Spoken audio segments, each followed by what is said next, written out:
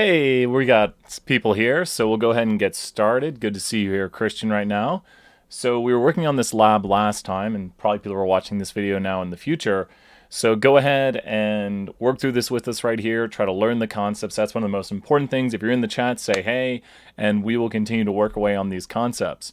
So let's go ahead and start looking at the lab right here. We've got our packages, reg class, rpart for trees, random forest for those forests, GBM, gradient boosted models, caret, which is classification, regression.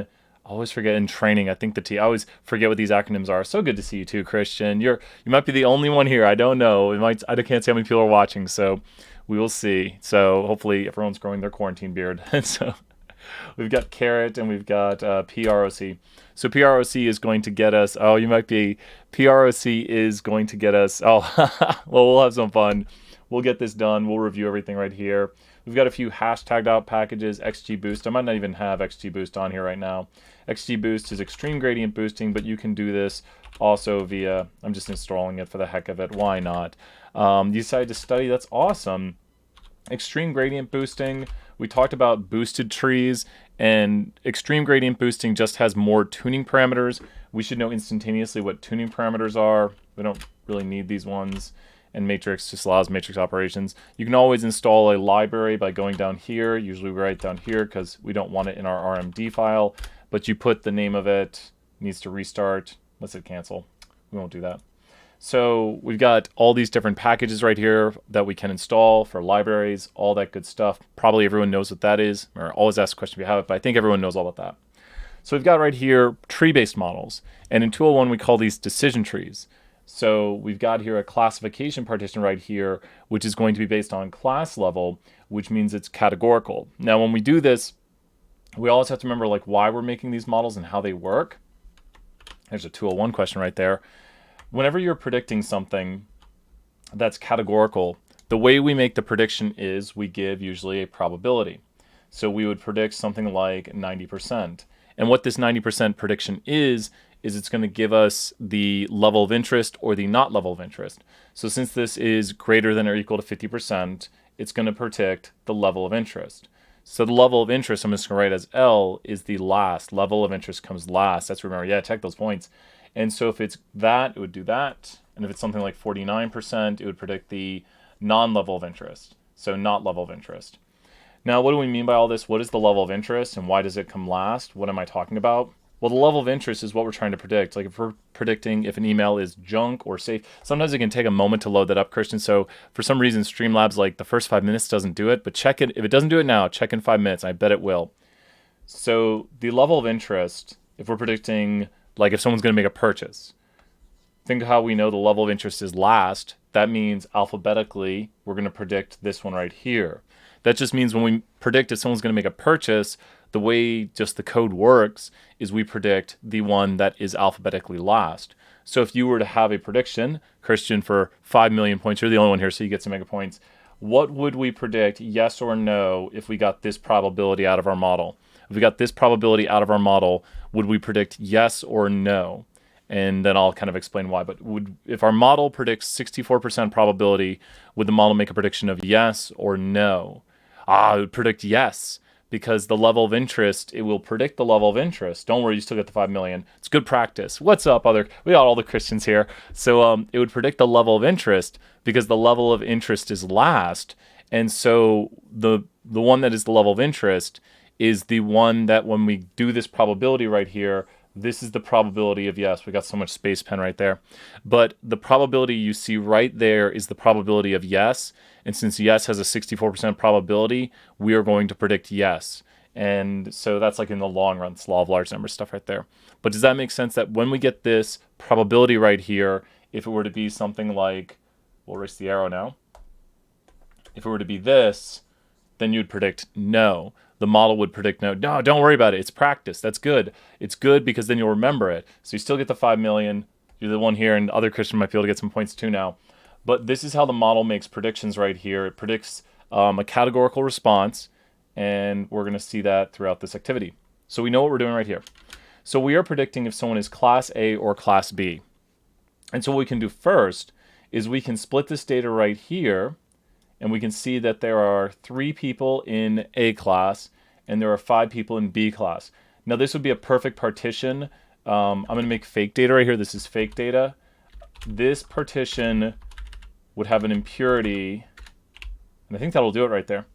Now if we were to make a partition right in the middle here, like this is fake data again, not the actual question that we're doing on the activity, but if it were to be partitioned this way on rating on plus or minus 2, like if we go above and below 2, not plus or minus, excuse me, but below 2 and above 2, if we were to split on 2, then these would be perfectly pure.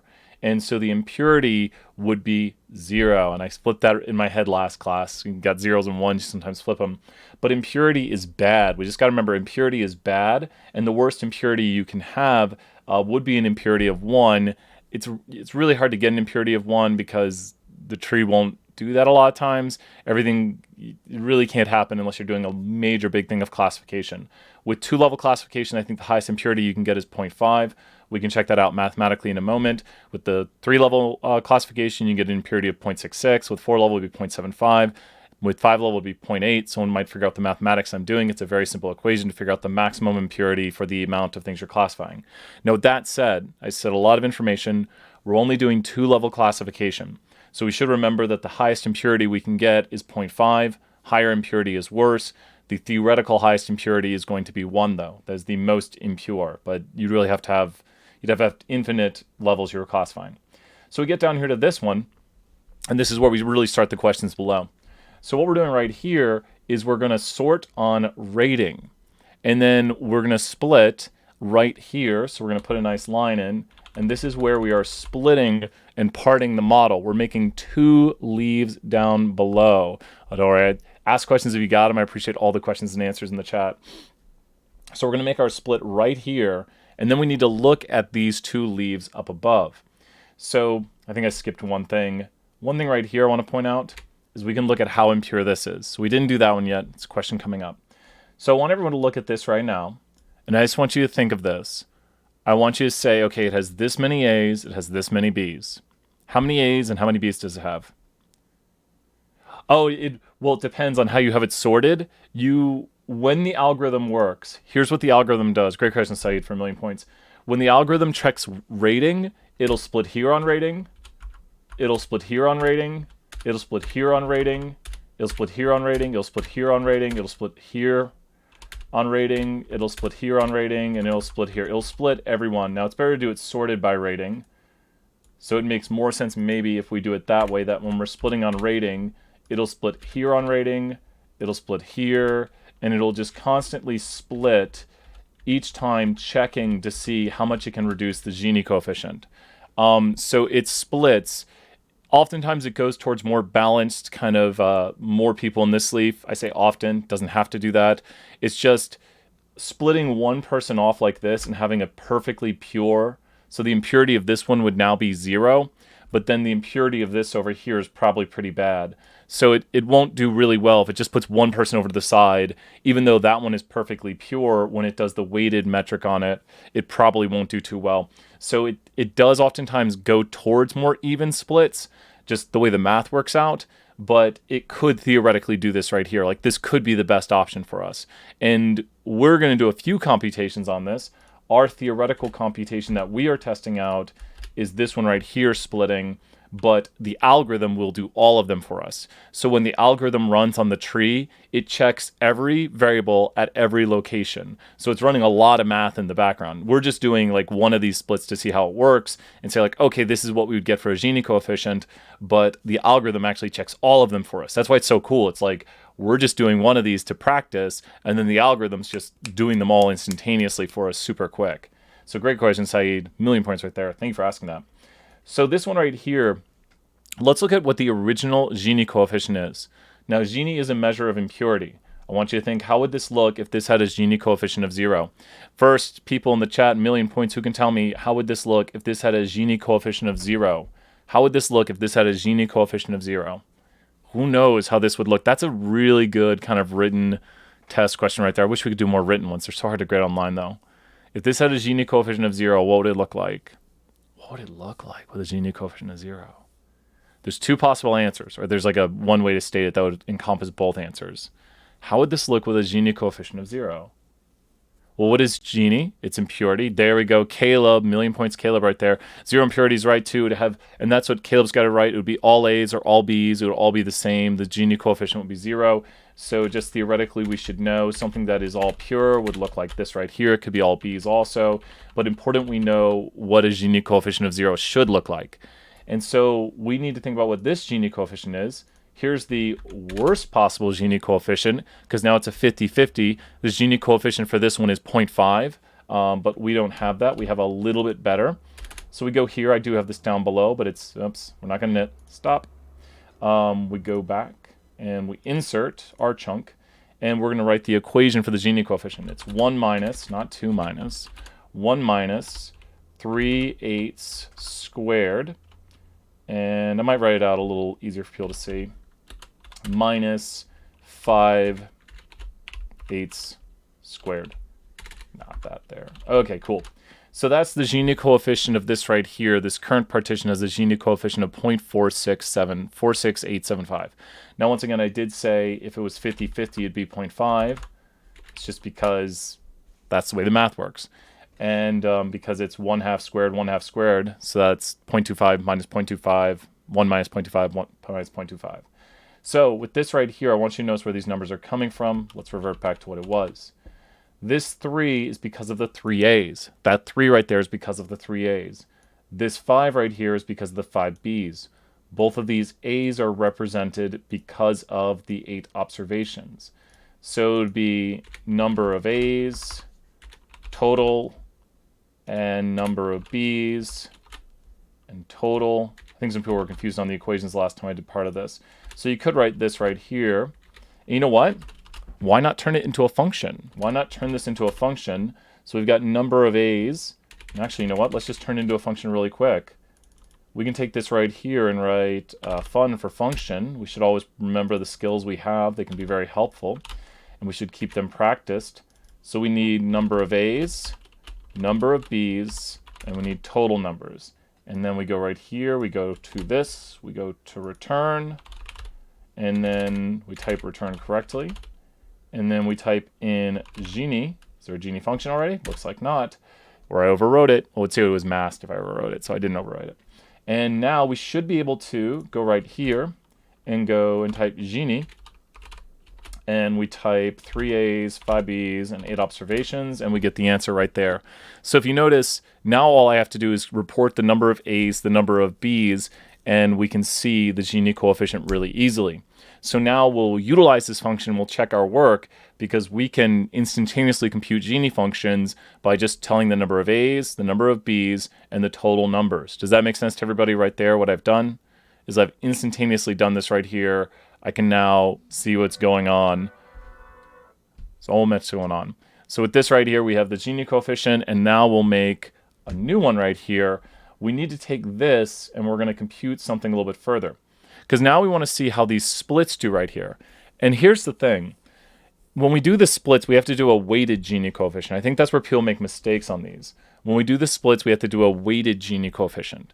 So if you notice this right here, that's 2 out of 3, and this is 4 out of 5. So you could, and we've got all the math right here. This is what we were doing last time. So we wrote our Gini coefficient function. So remember, we've got this Gini coefficient. What I can do is I can take and do 2 A's, 1 B, 3 observations. And that's the Gini coefficient of the left one right there. So everyone see, this is the Gini coefficient. There's 2 A's, 1 B, and make sure to reference the equation I wrote up here, how I did it. This is the equation that I wrote to do it. Every time I do this, it's solving this equation for me. It's just 1 minus A's over total squared minus B's over total squared. And A's and B's are just like yeses and nos. So we'd like for them all to be yeses or nos, that'd be pure. So that's the Gini of the one. We do the Gini of the other. Who can tell me in the chat what I should put here for my numbers? Let's pause right here and tell me what I should put for my numbers. There's 2 ways to write it. I was actually going to write it the way that would look confusing because it's not the way I coded it, but it would still work. Who can tell me for 5 million points one of the 2 ways I should put my arguments in here? I love it. Even shows what the stuff is for it. Who knows in the chat? Pause the video here if you're doing this. If you've written this function and you know how it works, then you should be able to tell me what I should put for my arguments. Yeah, I was going to write it that way. That's the way I was going to write it, Christian. Then the other way, the way it should technically be written is 145, but 5 million points, Christian, right there. You're right. I'm going to write it the other way because I was going to write it 415. But just to show, it doesn't matter if we put the A's or the B's first because the math works the same way. We're subtracting. We're doing this minus this minus this. And so no matter what, it's going to solve the same way. But I think since we wrote it as the first position being A, I think it makes more sense to do 145 because there's one A, but it works the same. I was going to write 415, and that's why I asked the question. So now we need to weight this. We need to weight this by how many things are in each leaf. So if you look at this right here, we need to take, and let's think about the math on this. We can call this Gini 1, and then we take Gini 2. And so there's Gini 1 and Gini 2. And this is going to be a pretty complicated function once we get it done. So what we need now is we need Gini 1 times 3. And then we're going to add to that. So let's put that in parentheses. I always like to keep my parentheses stuff straight. Gini 2 times 5. And there we go on that. And then we're going to put this all in parentheses right here because we don't want to divide that last part. We want to divide all of it by 8. And why is it 8? Because it's 3 plus 5. So all we're doing right here, that's 8 right there. And I guess we probably will write it that way as 3 plus 5 in a moment. But all we're doing is doing a weighted average. This is like saying you took 3 quizzes and made this score on average. You took 5 quizzes and made this score. Then what would be the weighted average of those quizzes? So you think it's going to weight heavier towards the 5. You're just saying, okay, I have 8 quizzes, 3 have this score, 5 have this score. What is my weighted average? You can't just average them together because the 5 quizzes play a heavier role. Does that make sense? This is just a weighted average. You're saying 3 quizzes with this score on average, 5 quizzes with this score on average. Just calling it quizzes now because we all know what a quiz is. And then we're going to add them up and divide by the total number of quizzes. So we have this right here. It's like this gets 3 votes, this gets 5 votes, and then we divide by the total number of votes. So this will get us, it should get us right here, the Gini coefficient for the split, and this is like how well the split did. So with this right here, we can actually turn this all into a function because this is what we want to return. So we're going to put this into the return right here, and guess what we're going to do? We're going to go here to the function, and we're going to take this and drop it all into here. So we have now written another function with the Gini coefficient function in it. There we go, reindent. If you're wondering how I reindented, you can go to code and go to reindent code, reindent lines right there. So there's so many quick codes, all this good stuff we should learn in the background. Now we have to think what we need to put in here. We need to put in G1A, comma, G1B, comma, G1N. So these are the G1As. That's G1A, that's G1B, and that's G1N. Who can tell me what I'm going to call, probably to keep my stuff consistent for the next one? What will I call these right here for 1,000,000 points? Who knows? What will I call this in my function to keep my notation consistent across the board? What will I call this consistent? Close. Yeah, that's it. You got it. 1,000,000 points. Yep, I'm going to call it all G2. I think I know what you mean. I'm going to call it all G2B. You're right. G2N right there. Exactly. And then this is now going to be, that is the number of observations in Gini 1. That is the sample size there. This is the sample size here. And this is the sample size here. And this is the sample size here. Now tell me if I make a mistake. Very easy to make mistakes. Please catch them. But we have here the Gini times the Gini 1 times Gini 1 sample size, Gini 2 times Gini 2 sample size, and then Gini 1 sample size plus Gini 2 sample size. And we've kept everything consistent. We need to put these placeholders in here. So you know what we can do? Yeah, we'll do it the hard way. Tell me if I make an error. It's so easy to make an error. That's how you get code incorrect, is you just write something in wrong. Oh, let's do this split Gini. So that's the split Gini right there. We called it name. So let's remove that out of our environment. Keep our environment nice and awesome right now. So we've got something called name. Will that do it? That removed name. Good. There was a function. Oh, names is like column names, I think, also. Never mind. Would you not need to include G2A? Yeah, Caleb, good point. Yeah, Caleb, I think I might have been lagging. But Caleb, million points. You're exactly right. They have to go in as variables we're going to define as we do the function. So amazing work there, Caleb. Keep up. You are following along perfectly. So we've got split Gini, and it might be easier. I'm going to put it, well, here's the wrong idea. To go ahead and put it, well, we want to show where it's being defined. To put it right here just looks wrong, and I'll explain why. Putting it right here, I can see what's going on because I can see it all on the screen. But if I were to knit my document, it wouldn't knit because the function is being used before the function is defined. So watch out if you do something like this. I'm going to copy it down below once I write this. But we've got 2, 1. If you notice, just follow along with what I'm inputting right here. I'm in 2 ways, 1B, 3 observations, 1, 4, 5. And so that gets me the split right there. We confirmed that is right earlier. I'm not going to write it there because maybe I'll be knitting later. So we put it right there, and once again, it works. Always check your code. Always run your code. Make sure it's doing what you want. What's really awesome about this is now that we wrote that code and know how it works, we can go right here and split on male-female. So once again, it doesn't have to split right in the middle of it. There's many different ways to split. And we look at this, we just have to look at the first leaf. It's 2, 2, 4. And 1, 3, 4. And there it is right there. We've done it. We now made these problems much, much easier with code. If you remember last time we were doing it, we took a long while to do it because we were solving each one, rewriting it, and then we were trying to change our functions. But now this is a much easier way to do it, that we can just take what is in here, put in the numbers that we would solve through the equations. As long as we type the numbers in the right way, it'll solve it like that. So that's a much, much quicker way to solve these, and we'll probably do the same for the sums of squared error coming up next. It helps to know how to write functions. Would you guys agree that writing this function was a lot easier than the way we did it last time? I always want these things to be quicker and easier and show the power of coding to be like, well, like, why sit there and solve each equation and rewrite it out and change numbers when we can just say, okay, what are the only things we have to input? Definitely, Saeed, million points right there. I like it.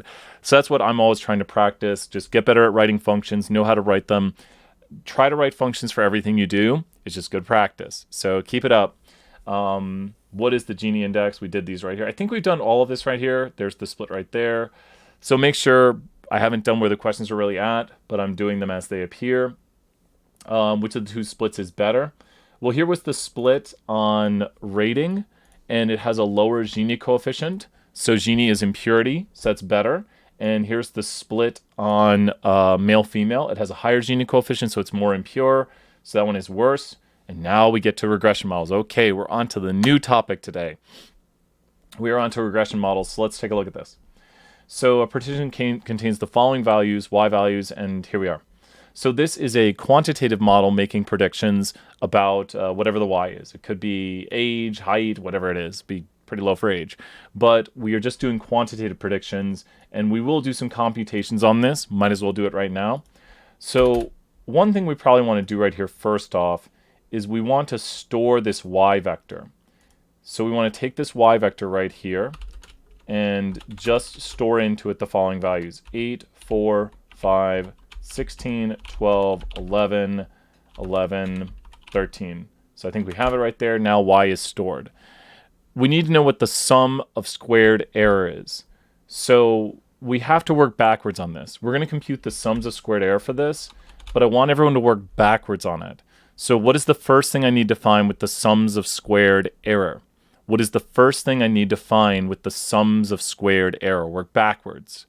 The sums of squared error working backwards, what is the first thing I need to find? Because it's weird, sometimes you build functions inside out. What is the first thing I need to find with the sums of squared error? Who knows in the chat for a million points? Who knows?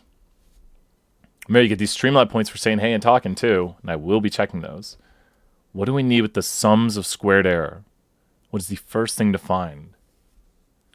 So this is definitely a function or a equation we should know how to write. It's really good practice. I think we've written it a few times in this class, but being able to find sums of squared error mathematically, you just have to know how the function works, and you have to do the sum of the squared error. So what's the first thing I'm going to find? Am I going to find the sum?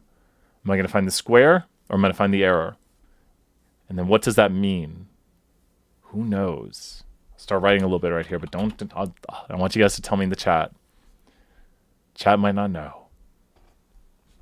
Think of it. So if I should know, yeah. So only work backwards and just use the words I have. So use the words I have. The sums of squared error and work backwards. Find the errors, Caleb, you're right. So work backwards. Now, what does the errors mean? I'll give you a hint. It's basically, think about this right here. This is not the answer to the whole thing yet, but what are the errors? It starts with an R. What are the errors? They're just the something. They're just this. They're just the I'm going to tell you guys, because I've only got like 5 people in chat maybe right now. They're just the residuals. They're just the residuals. So all we do is do observation minus mean. These are all residuals right here.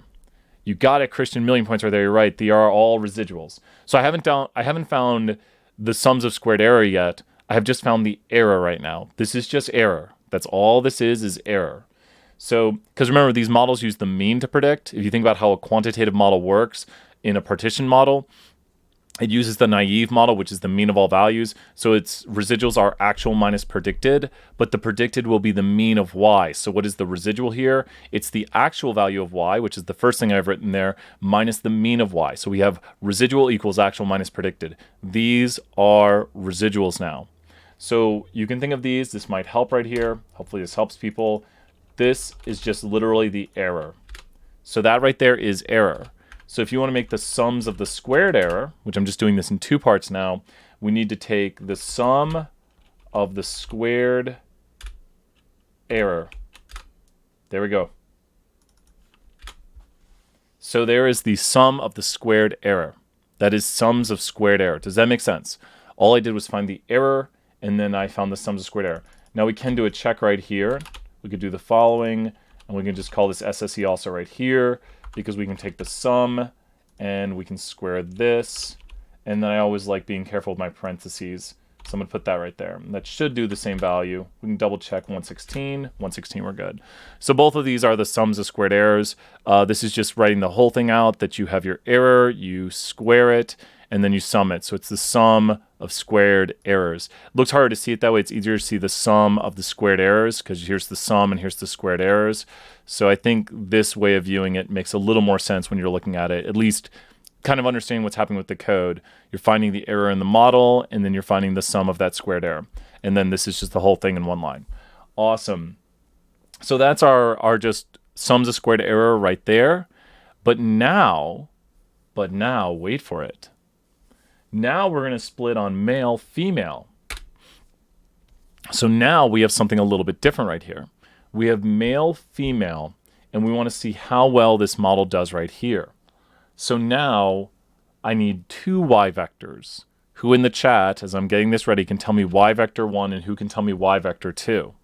Who can tell me y vector 1 and y vector 2? Can anyone tell me y vector? I'm going to start writing y vector 2, million points if anyone can tell me y vector 1. So this is the second y vector right here. So if anyone can tell me the first y vector, it should be pretty obvious what the first y vector is. Who in the chat can tell me that first y vector? So you might need to pause. Oh, nice job right there. Caleb, amazing work. That is the first y vector, million points. Excellent work. We're just going crazy with these million points these days. People are going to be like, Brian, the point economy is just insane. Sorry, I really, at the end of the semester, you have to be following along. Like the first part of the semester is usually easier, but people get lost near the end. They don't come to class anymore. So I've always changed the point economy. This semester got a little bit wild, but please keep following on. Please keep coming to class. So great job. I know today you don't have to be here, but if you're watching this video right now and pausing and practicing and figuring out what I'm going to code before I code it, you're doing the right things. Even if you're just listening, you're like, oh, okay, that's it. You're doing the right things. So thank you for everyone who's watching this right now, because I know I've been coding for like 7 years, 8 years. I mean, more seriously, I guess, like 6 years more seriously. I don't know. I'll have to look at when I first started teaching 320. That's when I started coding a lot more. I had started coding at a young age. I started messing around with code probably about like 4 or 5 because we had to put inputs into the computer like dir \p cd ... And so you had to understand how the computer understood this. And if you wanted to go into this directory, you had to type this command. So that wasn't real serious coding, but I think it maybe helped my mind a little bit at a young age to understand the computer sees it this way. Here's how you talk to the computer. If you make one typo, it doesn't go to the directory you want. You do cd, blah, blah, blah, or, and then rm, I think, was remove directory. So I had seen a bunch of these kind of shorthands before. So it helped me out a lot. Here we go. We've got this. Let's take this and turn this into a function. So we are going to take and call this, let's go right here, type fun for function, as we always do. And we're going to take this right here, and we go, and we drop it right there, and we go to return. Since we've already written out, we're good to go. And this right here will just be y, and it's not going to be called name. Let's remove name. We're going to go down here and go to remove name. We did this last time also, so I'm laughing about that. So here we go. We got the sums of squared error function. We're good to go on that. And now all we do is we go to sums of squared error. We go y1, and it'll, y1's not found because I never ran it. And then we go, there's 9. That's a really good sums of squared error. And what we can do is, is it because y is stored in the global environment? 105, or is it did not change? So let me double check right here. Something seems weird about this. Or maybe that second one just has that bad of a sums of squared error. Oh, it does, I think. Because the previous sums of squared error was 116, and this one's 114. I'll explain how we have that. What we're looking at right here is the sums of squared error kind of total from y1 and y2. And it shocked me that it was that high because it really didn't reduce the sums of squared error by much. The reduction in the sums of squared error here is very, very small. And what am I talking about the reduction? Well, we would have to do the following. The reduction in the sums of squared error is the following right here. Here is the reduction of the sums of squared error. It's 2. And that's why I was like, wait, did something go wrong? The sums of squared error did not reduce by really much at all. This right here is the old sums of squared error. And everything inside of here is the new sums of squared error. So all we're doing is seeing the old versus the new. Now what we can do is we can look at a percentage reduction on this. So we can look at a percentage reduction to see how it's doing and actually make an equation for this. So let's look at this right here to get a percent reduction, which will go to the CP. And we're just going to take and divide everything. If you notice, let me show what I did here again, just so you know why I did it.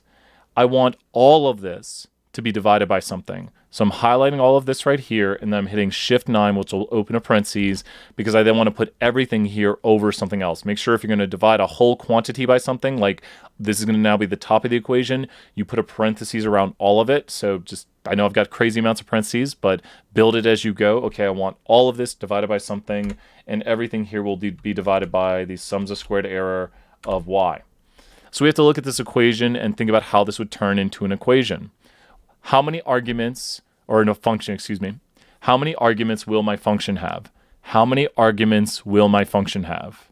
How many arguments will my function have? Any ideas on how many arguments my function will have? I don't think I can do it in one because we got this and something else. Million points still, Connor. It'll have 3. It'll have 3. And I'll explain why. It'll have 3. So we're going to take this and turn it into fun, and then we're going to call this SSE CP reduction, and this will have y, y1, and y2. It'll take the 3 vectors. So, and we're going to return this right here. So we go around this, go here again, so my parentheses, but the whole thing's going to get returned. So, and great job, everyone. Million points. Keep it up, because I need to tell it the original y vector so it can compute the original sums of squared error, which this is what we did right here. We computed the original sums of squared error, and then I need the sums of squared error from these 2 splits. So it needs to take the original vector, then it needs to take the way we split the vector. So we've split it into 2 partitions now. So it's going to take the sums of squared error of the first, the original sums of squared error, which is this right here, the original sums of squared error, and then it's going to take the sums of squared error from the first partition and the sums of squared error from the second partition. So when we go right here, we can make this happen. We should still get, well, we're not going to get 2 anymore. We're going to get the CP reduction, or what it was actually dealing with. And we see right here, let's run it. And all we need to do right here is put in the original y, the y1, and the y2, and we stored them with those names, and we see that this is probably doing a pretty bad job. Let me explain why. CP is the amount of return you must get on either impurity or sums of squared error to make a split. So this tree will split if it meets the minimum CP. So tell me, a tree with a CP of this will likely be very large or very small. A tree with a CP of this that was used with a CP of this will likely be very large or very small. 1,000,000 points, first person. Even if you get it wrong, give it to you. Who knows? It'll be very small. You are correct, because that's the return we must get. You're saying, I must obtain this return. Christian, amazing job. I must obtain this return or the tree cannot split. And that's a very hard split to make. Like, that's a very hard return. Obviously, in converse to this, a tree with this CP would be very large because you're saying, I only need this much of a return. Is that a very large return? Imagine you're saying, I'll continue to work if I can make a penny an hour. How long would you work for if you would, so the tree's saying, I'll continue to split if I can make a penny. And so if it can make a penny, it'll continue to split. And the tree's like, okay, I'll split again. I can make a penny. Multiple screen shares on Zoom. Oh, that's a good, I don't know. Really good question, Connor. If you find that out, tell me. So it will stop splitting when, CP, I'll try to look into that too. CP is something, we can make a CP grid and try out different trees. So when you make a CP grid, here's what happens. Your CP grid, so we'd make an expand grid and we'd try a different one. It's awesome, Connor. Keep up the great work. So we've got this CP right here. That's a ridiculous CP. We've got this CP right here, and we've got this CP right here. So you don't make one tree with multiple CPs. Each complexity parameter, known as CP, will control how much each tree partitions or splits. So this one right here is saying, this first one is saying, I will keep splitting. And for that tree, that's like if I can make $1,000 an hour. So this tree right here is likely to maybe only split once. I don't even know if it'll split once. We might get the naive model. So we might get a tree like that, or we'd get a tree like that. That's a tree that never split. It's the naive model. This tree right here is saying I will keep splitting if I can make $5 an hour. I know that's not $5, but hypothetically, it can probably split some with this right here. So this tree right here is going to split more because it can do this. It can make more splits. Now, a CP of 0.01 is not even that small. I'm going to put this to even smaller, and you'll try out different values of CP. And if you're not getting splits, you can try more values of CP. You want to make, for especially trees, for anyone watching this in the future, you can do a very large CP grid and see where it splits. And CP values are contained between 0 and 1. You can make them really, really, really small, so then you'll get bigger and bigger and bigger trees. So what we notice right here with this one, it's going to split a lot. This one is going to split even more because it's saying, kind of in our colloquial sense, I only need to make $1 or a penny to keep splitting. I know that would be a tenth of a penny, but just kind of turning it into kind of money, it could say, well, this needs to split. I ran out of room on that. So this would split here. It has to split into 2. And so this is what the tree would keep doing, and it might even split even more. But as CP goes down, tree size goes up because we're saying we need to achieve less of a return to make the split. Does this make more sense, Christian, right here? Every tree has its own CP. It has its own assessment of how much it needs, its own standard of how much it needs to split. And then you make different trees, and of course we test these on the validation. I shouldn't say test. We validate them on the validation to get an estimate, and then we use the test data to see how it works on brand new data. So that's excellent work right there. Great questions. The theory stuff is massively important for this class, so expect a lot of theory questions on the test. So this one right here did not do that well on new data. So if you notice, or didn't, not, well, excuse me, I was talking about holdouts, my brain jumped to topics. This one right here did not really make a good partition. But let's see here on another set of data, if we were to split, oh, is that the only split we did? There's all the numbers, make sure we got everything right. There's the vectors. So Yes, we want to do it that way. So, and then we have the other way to split right here. Do we have it split? Cool. This is the other one. Okay.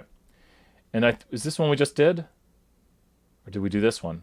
We did this one here. We split on, be careful, I think I jumped a question. We split on male, female, because we took these two vectors right here. But let's go back to this one, and let's split on this right here and split on 3.6. Now, if the algorithm was running, it would check every single spot. But what's really awesome about this is we just need to make our three vectors right here. So we need to make a y vector, which we already have of all the data. We need to make a y1 vector, which is going to be simply 8, 4, 5, and then a y2 vector, which is just this right here. Let's go ahead and copy paste it because it's in the same order. So there's our y2 vector. We have a y1 vector, y2 vector, and then we just need to go to, what did we call it? Sum of squared error reduction. There we go, CP reduction. So this is the sums of squared error CP reduction right here. Let's take a look at it. We go y, y1, remember we wrote this equation earlier, y2, and wow. So do you think this is a good split right here? Do you think this is a good split? If you listen to me, it's a good split. It's a very, very good split, just with my own words right there. Because, I mean, look, the low numbers are here, and great job, Christian, million points right there. The high points are right here. I think you're saying yes, I'm but still, that's the correct answer. So the low data is here, the high data is here. If you think about this is going to have a mean of like 13 or something, or yeah, about 13, 12, 13, 12.8. And then this is going to have a mean of 9, 17 divided by 3, so 6.33. So the sums of squared error is very, very small here. I mean, most of the sums of squared error is coming from this 16. We can compute the sums of squared error for each of those. We did that earlier. Well, we have our sums of squared error function, so why not look at it?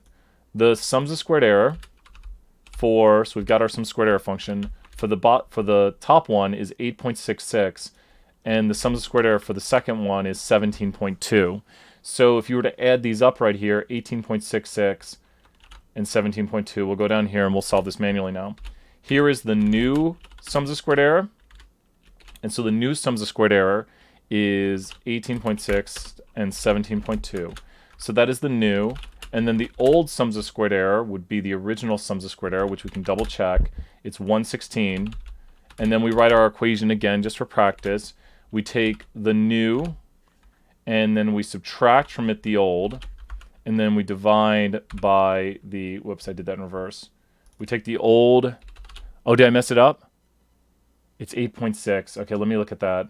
Oh, did I say that? I think I might have said that, but I didn't type it in the wrong way. Good. I have everything correct right here, right, Caleb? I think I might have just misspoke. So great job, Caleb. 5 million points. Thank you for... Oh, yeah, no, I just misspoke. Oh, I do that all... It's so easy to make typos, or... That's why I get so bummed. I'll miss a question on my Pearson because I was just... No, great job. I like that. Does everyone see right here? We just got the same answer that we got via our... let's bring up that code again. Here's this code. All we're doing is practicing and confirming that we know how these work. Because you don't want to just... And excellent work. You want to like know how this works. Caleb, you earn those 5 million points because if you hear me say something wrong or type something wrong, please tell me. I make mistakes all the time. It happens. And that's why I also, I check my answers. I have the luxury of knowing the answers, but I don't want to put out wrong answers for everyone. I want people to understand how to do this stuff and make sure they're getting the right answers. So I'm always like, I double check in the back and be like, okay, we're good. We got this. Because it's so easy to make a math error right here. Yes, so this is, I see this reduction right here. Let me check the other sums of squared reduction. So let me look at the other one. And so that's this right here. And so we now have this, so we can now run the reduction on this. And the reduction is that, same thing, yep. Yep. And so if we look at how much it was reduced by, I guess one thing we could do is you could look, we have to go back here to the original. We know the other one was reduced by 2. So this one right here, if you look at how much it was reduced by, because I think we have the old versus the new. Well, there's the new and the old. So if you look at the reduction right here, the reduction was 90.133333333. So that's a big reduction. So this is literally the reduction over what it was, and that's how we're calculating the CP right there. So does that make sense to everybody in the chat right now? I know we went through a lot right here. There's a lot of concepts in this, but this is just calculating when we make these splits. When we split here, we need to know the original sums of squared error for the data, and then we add together the sums of squared for this one and the sums of squared for this one. And so CP is the complexity parameter. It tells us what return we need to make the split. So when you have a very small CP, it requires that you get a very large return. And if you look, our CPs that we calculated were 0.77, I mean, not CPs, excuse me. Our reductions were 0.77 and 0.017. So if you look at what we had right here, this tree right here had a reduction of, we'll show it, this right here. Here was the reduction this tree made. And then here was the reduction, let's show the reduction it made. Here was the reduction that this tree made. This tree made this reduction. So if the CP was 0.01, would one of these trees make the split? Like if you're considering both of these splits, would both of these splits occur, one of these splits occur, or neither if the CP was 0.01? If the CP was 0.01, could both of these splits occur, or neither or one of these? If the CP was 0.01, could both of these splits occur, neither or only one of them? That's a really good test question too. Just like both. You are right, Christian. Both of them could occur because 0.01, this meets 0.01 and this meets 0.01. So the CP is how much of a reduction you need in either sums of squared error or Gini coefficient to make the split. So if it's 0.01, this is above 0.01, so that would split. And this is above 0.01, so that would split. Then Christian asked a great question. You do it, Saeed, reformulate the question. I don't understand smallest value of which I don't understand. I might have added confusion. That would be none. Correct, Christian, because neither of these meet 0.8. And 0.8 would be a very, very high standard. I want to make sure that people know that we really never use a CP of 0.8 because CP of 0.8 is saying you need a sums of squared error reduction in the split of at least 80% of what it originally was. Because if you look at this, we're just comparing like when we make this split, we reduce the sums of squared error within it by this amount. Yeah, so I think, does that help, Kyle? Good to see you here in the chat. Million points, Kyle, right there answering questions. So does this make sense to people? We only got 2 more weeks. I can't increase the points anymore. Does this make sense right here? So I think because Saeed's question was, you base it off. When you do CP, CP is not something that you will discover. CP is something you decide on and make a grid when you do it. You make a grid of CP values and you do it. And thank you so much for the positivity. We're making sure. We had one not positive person in the chat, and I don't think they were supposed to be here, so I made sure. We've only got positive people now. So thank you. And thank you. Feel free to ever tell me if you think something's off like that. And I'm really glad that I got an email about that. So I appreciate it because I was like, fixed. That's what we do in class. So, and you guys are so awesome. I love you guys helping each other out. So I'm missing you. Saeed, you're on the right. Christian, you're on the left. Kyle, you're in the middle of sorts.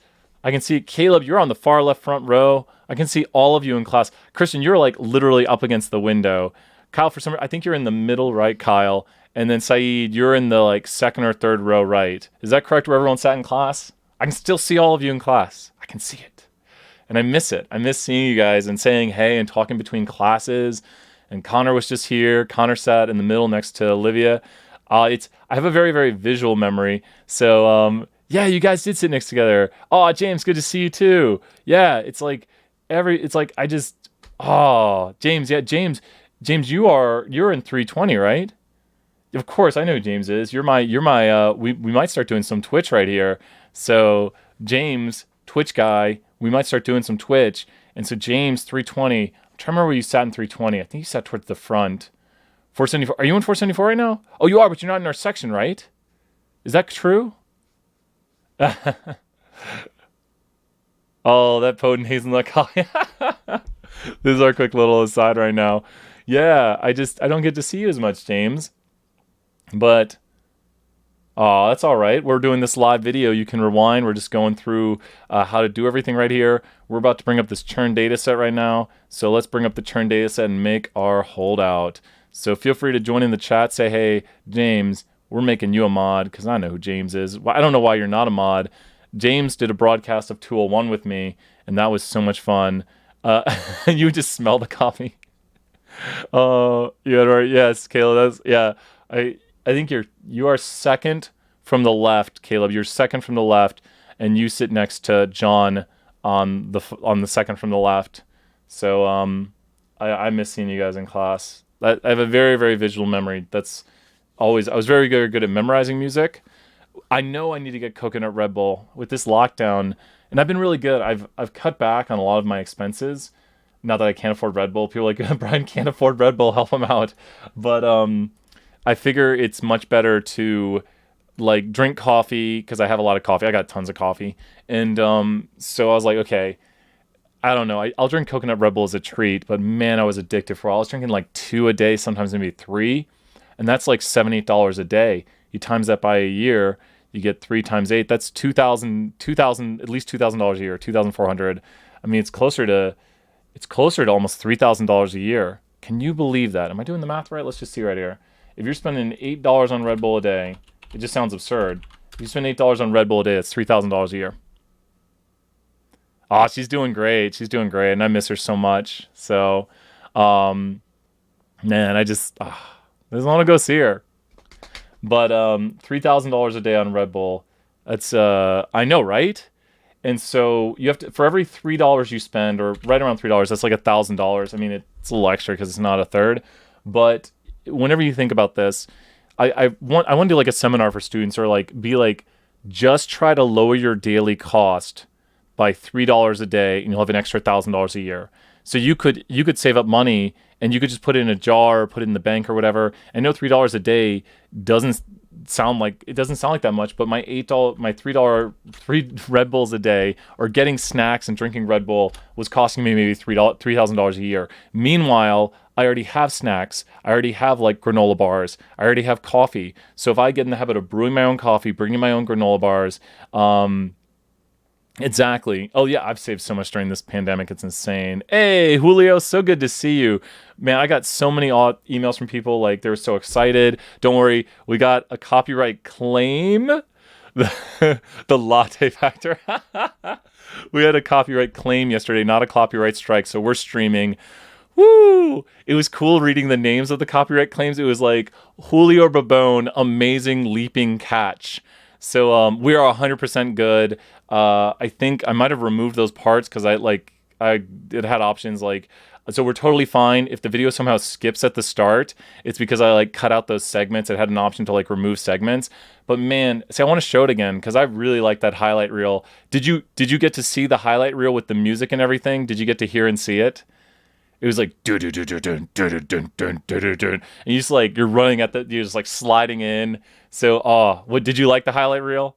I was very happy with it, and I'm really bummed that I don't know. I'm glad you liked it.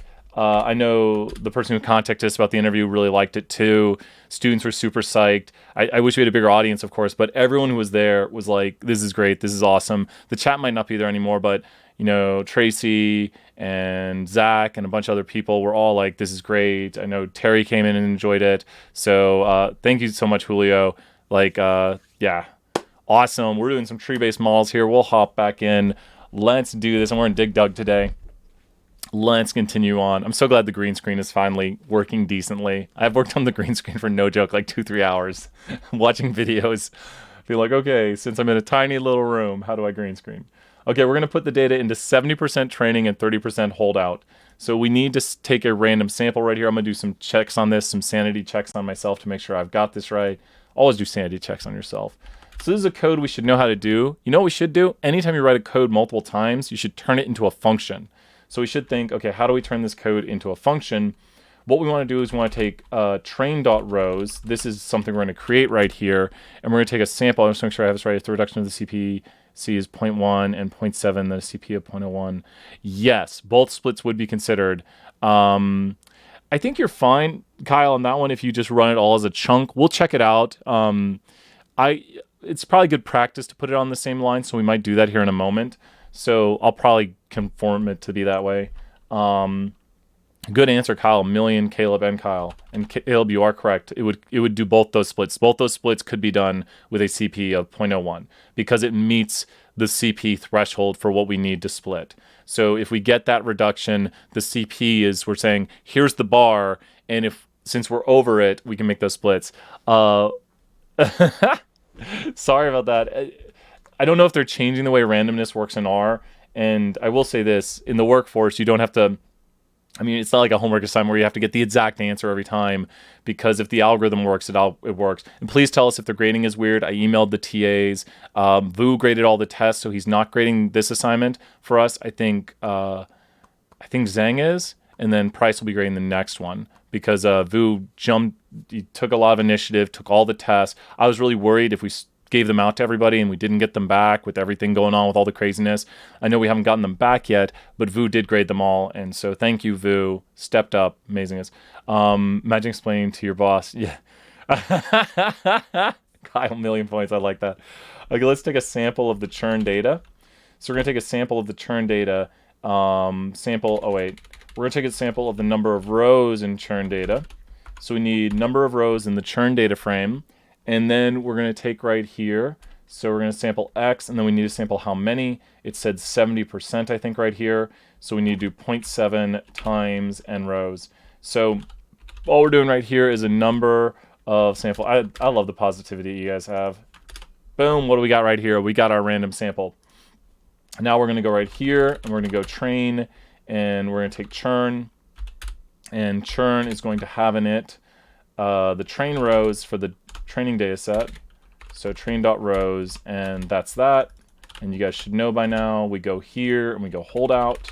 And I think I forgot this last time, someone pointed it out, I would have noticed. But this is going to be the not train rows. And so we see we have the right stuff. Who here can tell me while I turn this into a function?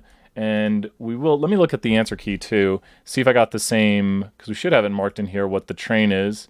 1 through 3, so let's see here. Let me look at and see if this is correct. So let me run it as a chunk. That's a good way to do it. That puts the randomness, because I don't know if I ran the randomness before. But let me see if I'm getting the same stuff inside of here. We're just running head on the train of the first 3 columns. So we go here to train, and we'll see if this is correct. We'll go to the first 3 columns, and 73, yep, this is accurate, and it's highly unlikely you would get. And we'll do the holdout, and the holdout 130 at the end of it. And I don't think the sanity check's on here, but this is the sanity check. If anyone's looking at this, here is the sanity check for the holdout, and here's the sanity check for the train. If you are doing this like this, you've got it. So we have confirmed that you can just run it as a chunk, and it works. I think a lot of times people forget to run the set seed, so we're just going to put it here for now. If you notice, we get the same answer. That's the key thing we should always try to look at in practice, is that, and I think someone said to me, I knitted it and I got different answers. That might be because you didn't run it all as a chunk. So you do have to run it all as a chunk to get the same answers. So you can't just go here and run train rows on this now. If you notice, we will get different answers. You see 130 is no longer at the bottom. It's down here. It's the second one from the bottom. And that's interesting. Yeah, row 23 was there. That's so weird. Oh, it's the first, because it just happened to occur again in the holdout. But it's not the right answer anymore. If we run it all as a chunk, 130 will be at the bottom. If you notice, we get the same randomness no matter what. I'm just running it multiple times to show. Now, what I should be able to do is I should be able to call create train. So I'm going to call this create train. And what am I doing? Let's change this. Do it the way we usually do it. So let's write fun for function. Let's go here and grab this. Remember, anytime you want to write a function, functions always begin with fun. We drop this in here. We go here. We go to lines, and we go to re-indent. So we go to code, re-indent the lines, and then the things we're going to put in is the seed number. Let's put in the train data first. So let's go here to go data frame for data frame, and then we'll go to seed for this. We change this to seed. We go here to df, and we do this. We're going to use a trick brine nose. So trick brine nose is super save. You're not supposed to do this. There's super save. That'll save to the global environment, we hope. So what we're going to do, I don't think this will mess anything up too much. We're going to remove everything we have here. We're going to run all chunks above. And so now we've got the churn data frame in. We're going to call this create train. So we've got that function. We're going to try create train. And then we're going to put in the data frame, which is churn. And then we're going to put in the seed of 474. And so it did that right there. And I think we did it. And so it's returning. Oh, I put head of holdout. Sure, well that's nice. Why not this? You know what we could do? That'd be a lot of work. Well, I don't think it'd be that bad. We can do row bind. No, column bind. It's because we're putting columns together, yeah. And I want the reverse order of that. Let's see if that got it. Go away. Good. Oops. Don't do that. Okay, so what have I done now? I want someone to pause, and I really like what we have right here as a function. So what is going on with my function at the very end of it? What am I able to view from my function at the very end of this? What am I able to view? And there might be a bit of an issue. Might be a little bit of an issue. Let me do this. We'll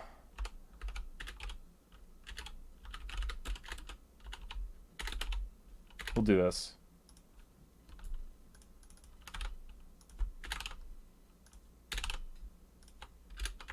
There we go. What are these two things right here at the end of my function? So, and why did I add in a max check? And I'll explain why. Because now, interestingly enough, with this, it has a default. Who knows what I'm doing with all this? So now it only checks the first one. Second. Oh, did it turn it into numeric?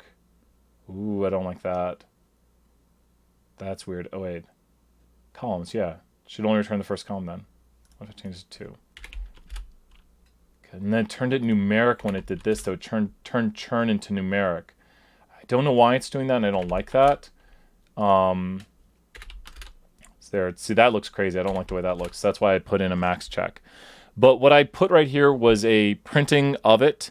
But if you notice, I do have in my global environment, this is what I call super save.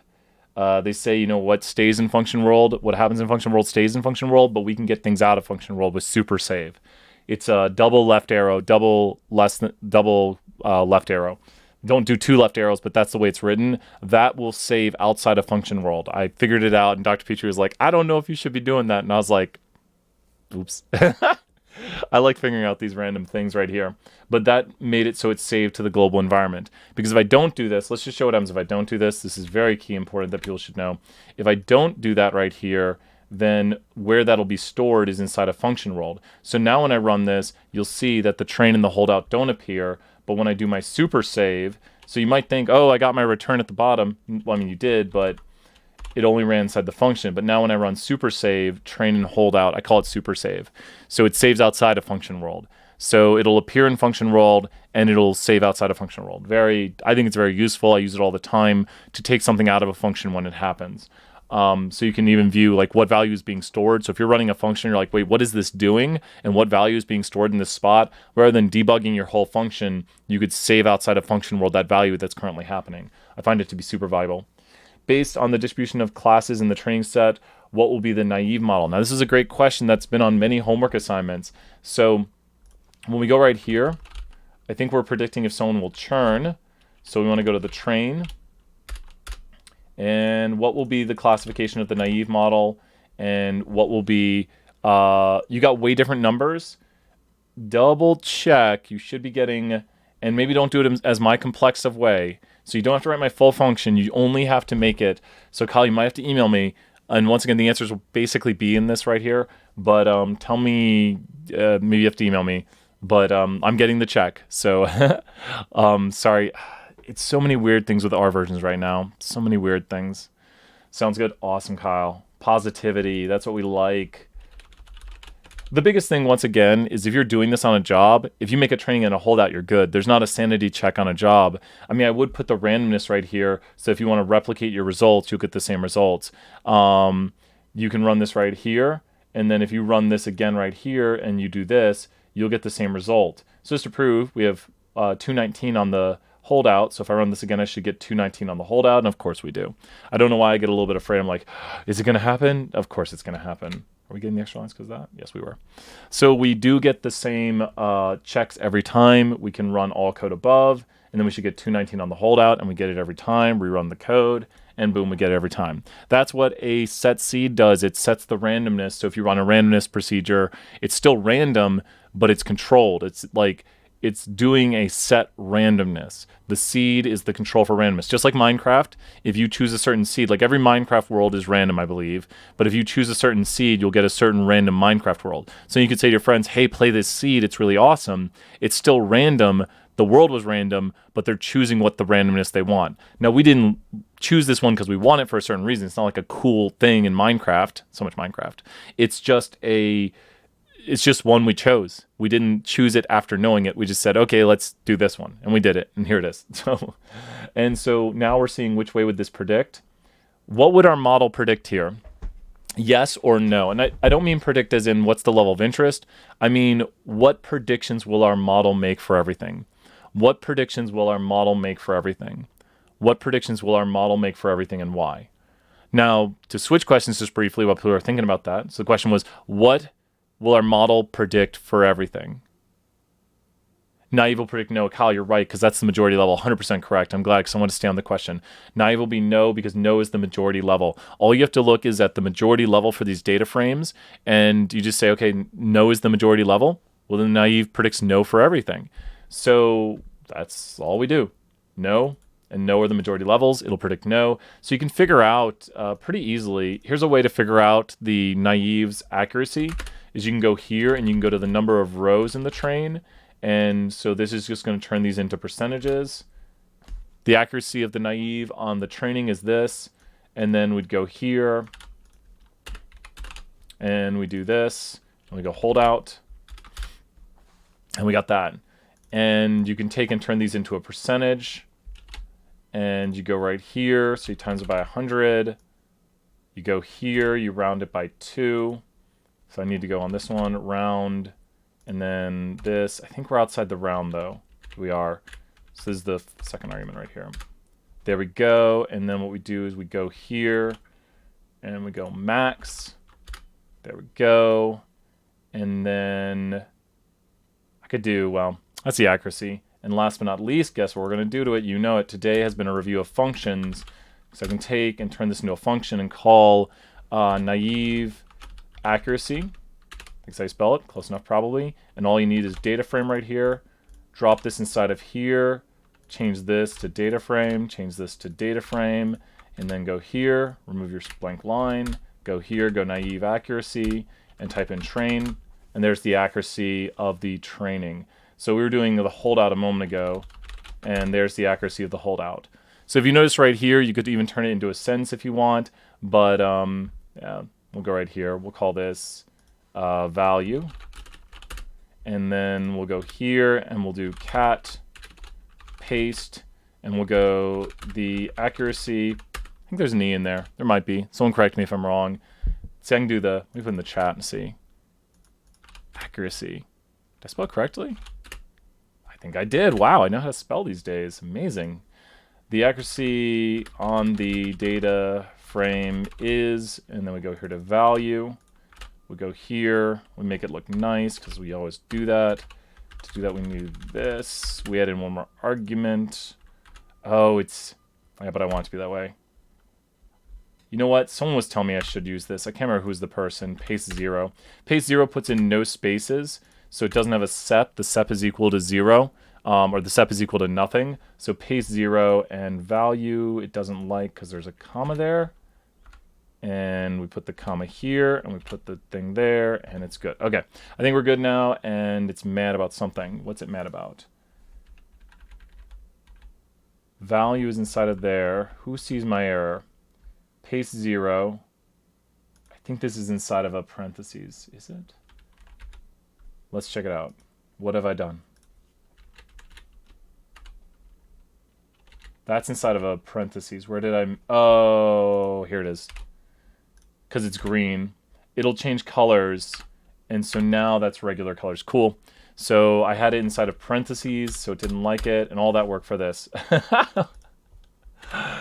It was black before.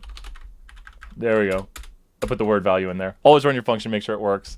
So we're just having a little bit of fun. We're pretty close to done with the assignment. Thank you for everyone. You can always fast forward these videos because we are having a little bit of fun and we are writing functions here. Because if you do something multiple times, why not just turn it into a function? That's the whole question. If you're doing this multiple times, turn it into a function. Boom, you're done. You got it. So there we go. Estimated accuracy, actual accuracy on the holdout. So we have right here, how do we estimate it'll work? Do the train data and how does it actually work? So the answers are the following. We estimate it'll work at an 86.06. And so is the naive overfit to the holdout? Question in the chat, is the naive overfit to the holdout? It does do worse. The training worked, had an accuracy of 86.06, and then the holdout had only an accuracy of 85.4. Explain to me in words why this is or is not overfit. So it's more than a yes or no. There's the normal model right there. It's more than a yes or no, so we'll close that out. It's more than a yes or no, but who knows why or why not this is overfit right here? Who knows why or why not this is overfit? It might be overfit, it might not be overfit. I'm gonna take some, we've gone for a long time, so I'm gonna take some code for the next one. The answer is this would not be nearly overfit at all, because overfit is when the model works dramatically worse. And what do we mean by dramatically worse? Okay, my numbers are slightly off, but for my training accuracy, yeah, send me it and I'll figure out what's going on right there. Might be our version or something weird, but this one right here is not dramatically overfit. Anything is overfit if it works worse, but overfitting is like, how overfit is it? And since this one only drops from 86 to 85, that's barely a drop of. We could figure out how much the difference is here, but you would just go and you would do 85.4 divided by 86.06, and it's 99.2% of the original value. So the drop in it is only 0.8% or 0.77%. So you could take this value right here and minus by 100. So we do 1 minus, or do it as this way. And if you notice, here is the drop. It dropped 0.766%. It didn't even drop 1%, so it's not overfit. If it were to go to something like 70%, that would be overfit then. In the naive, I've never really seen the naive overfit. Your R's not liking these functions, so sorry. You can do it the simple way. Remember, the simple way counts too. I'm just adding a little bit of review of functions because I know we're getting to the end of class and I want people to remember how to write functions. It's so key.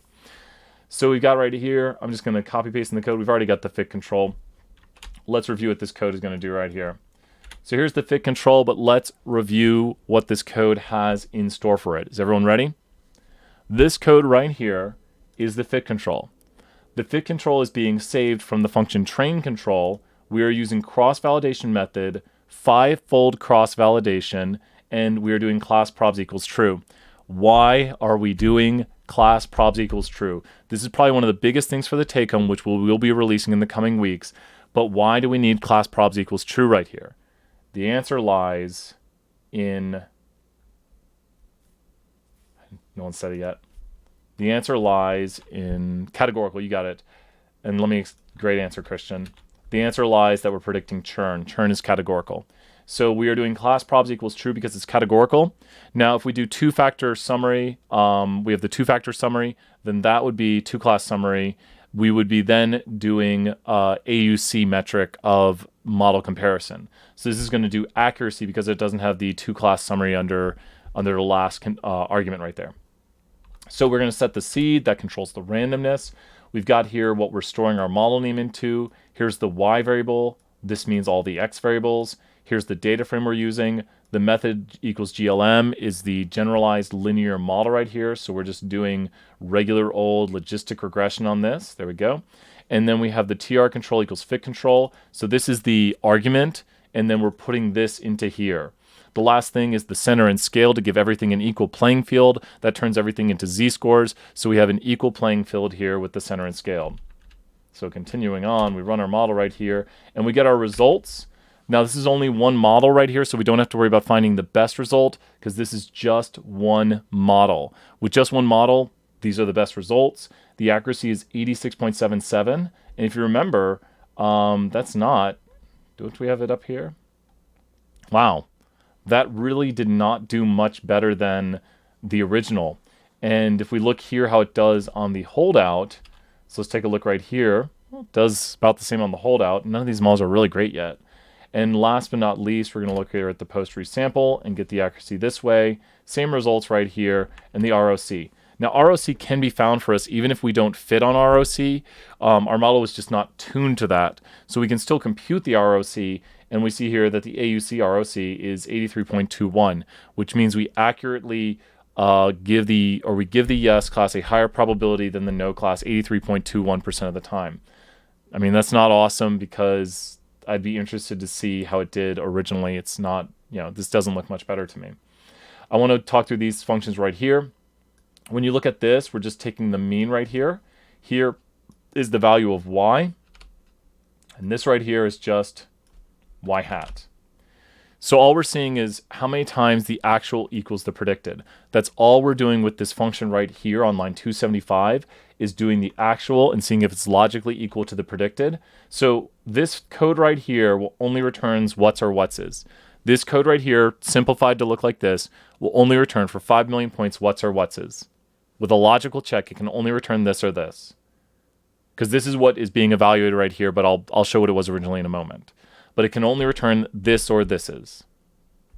It can only return this or this with this equals this. It'll only return these values for the vector inside of here. Oh, I might get the points myself. It'll only return trues or falses with logical equals. So what you have to realize here is that we're just doing the percent of trues in the logical vector. When we put it inside of the mean, it'll give us the percent of trues. So what are we doing right here? These are the y values, the actual value inside of churn, and then these are the predicted. Using the model to predict on the holdout, what does the model predict, and is that logically equal to this? And then the percent of time is the mean. So we get here the post resample, which is just another way of doing this. The post resample just takes the predictions right here and the actual values of y. So when you look at these right here, we get it right there. It also returns kappa. So you'd say, why would you write the other one? Well, it also gets you kappa, which I rarely to never talk about kappa. The ROC right here, what does it take? The ROC has to take a little bit more specific things. The ROC actually needs the actual value of y, and the only other argument it has is right here. This is one argument, and then those are the actual values of y right here, and then we have predicted probabilities. So what's kappa again? Kappa is basically a metric just to gauge the model, and I think, my personal opinion, it's not useful at all. Kappa is something that I think the business place would just kind of reject and not understand, but we should say this. Kappa is a metric that we can tune our models on and compare them with for categorical data. So Kappa is a way to tune your models and a metric to compare categorical models. The interpretation of it I don't find as valuable, and I'll explain why. I think there's two great things to use. I think your great thing number one is going to be your accuracy. Everyone knows what accuracy is. Accuracy is just the percent of time you're right. That's all accuracy is. Is our model accurately predicted people's churn 86.6% of the time? Now, the more complicated one is this one right here, is ROC. ROC, which is also AUC, tells you the percent of time that your model accurately gives the yes class a higher probability than the no class. Or you could say the level of interest, a higher probability. So what do you need? The model needs to know what things actually were. So these are the actual yeses and nos. We'll make it look a lot better. We'll try doing this again right here. Does it look better? There it goes. These are the actual values. And then the second argument is their probabilities. So we have the model make predictions and give the probabilities, and then we want to know what percent of the time does the yes class, or level of interest class, get a higher probability than the no class.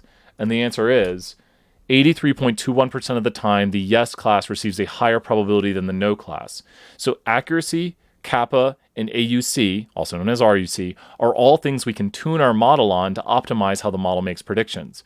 I don't really like kappa because I just think it exists, and I've always never been a fan of it because I think it's harder to interpret. I think if you're going to use something that's simple, use accuracy. If you want to use something that's probably more powerful and you really want things to have a high rating if they are actually the yes class, then I would use AUC. AUC really cares about the ordering. A huge example we always do is tell me the accuracy if these are the probabilities.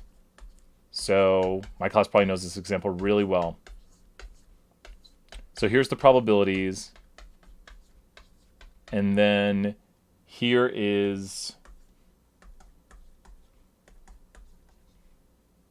what is going to be, we'll give that a yes. And then we'll do this right here. Cool, this one I think is my classic example. What is the accuracy of this model? What is the accuracy of this model? Does anyone know the accuracy of this model? What is the accuracy of this model? AUC is not the same as accuracy. That is correct. AUC is not the same as accuracy. The accuracy of this model is what right here. Here's the predicted probabilities are here, and then the actual. Remember, so we're predicting yes. So is this one accurately predicted? It's a 99% probability of being yes. So that is the only one closer. The accuracy for this model would be all of these are accurately predicted. And then, oh, wait, but how many observations are there? There's 6 observations. So all of these are accurately predicted, and this is the only one that's not accurately predicted. Does that make sense right here? 5, 6, Kyle, 1,000,000 points right there. This is correct. That top no is the only one that's not accurately predicted. But now I want us to think, when you make your ROC curve, this is something we've been practicing in class a lot. We should decently know how to draw this because I think it can help. There's only 6 observations here. And now let's think about this. So with these 6 observations, how does this model work? Well, the first one we hit is a true negative. So I'm going to go right here across my model and travel this way. So this is a true negative right here. Because the great question, Kyle, 1,000,000 points. Because we're predicting yes, and so this has a 99% probability of yes, and so we would predict yes because it has a probability predicted to be 99%. And remember, all the probabilities here are associated with the level of interest. So when you see these probabilities, this is its probability of being yes. And so that has a 99% probability of being yes. So we'd predict it to be yes, and we would get it wrong. Oh, thank you so much, Will. 1,000,000 points for positivity. Thank you so much, Will. Love all the positivity. Great job, Kyle. Great question right there, too. We actually hit what next? We hit a true positive. So next we hit a true positive over here on this scale. And then next we hit another true positive. And then next we hit another true positive. And then we go through a true negative. And then we go through a true negative. So, awesome, Caleb. So glad to hear that. I mean, you have to review these things. I know people probably see me do this 10 times already, or maybe like 3.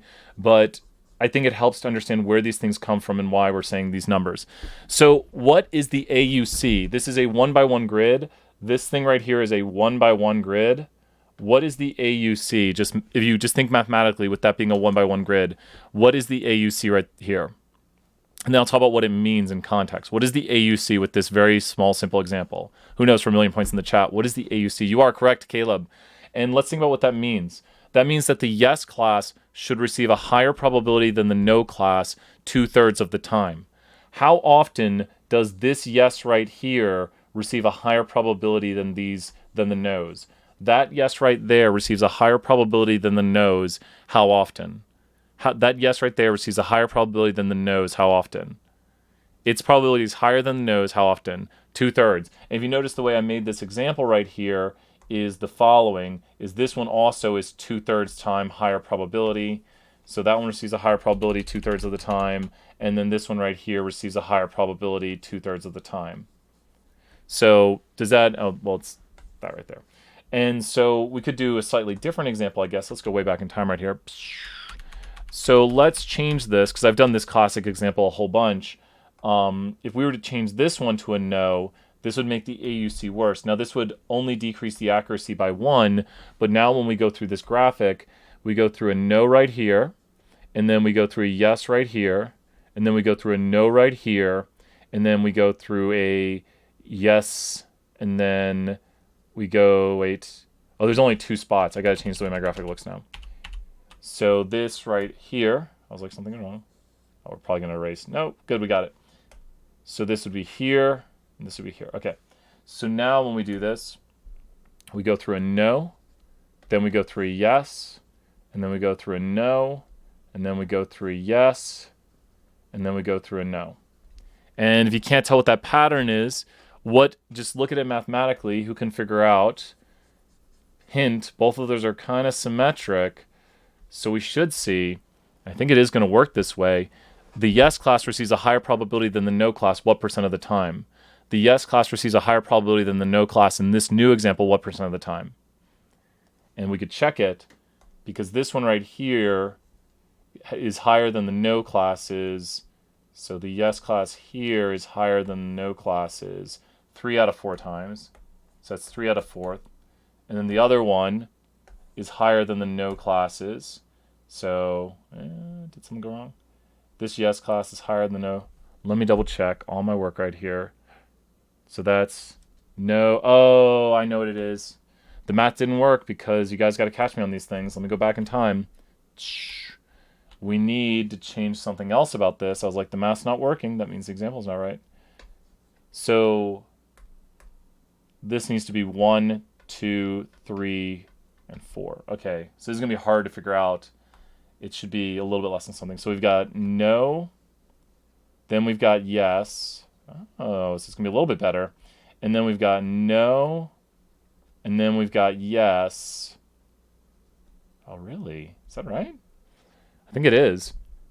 And then we've got no, no. Might just be, there we go right there.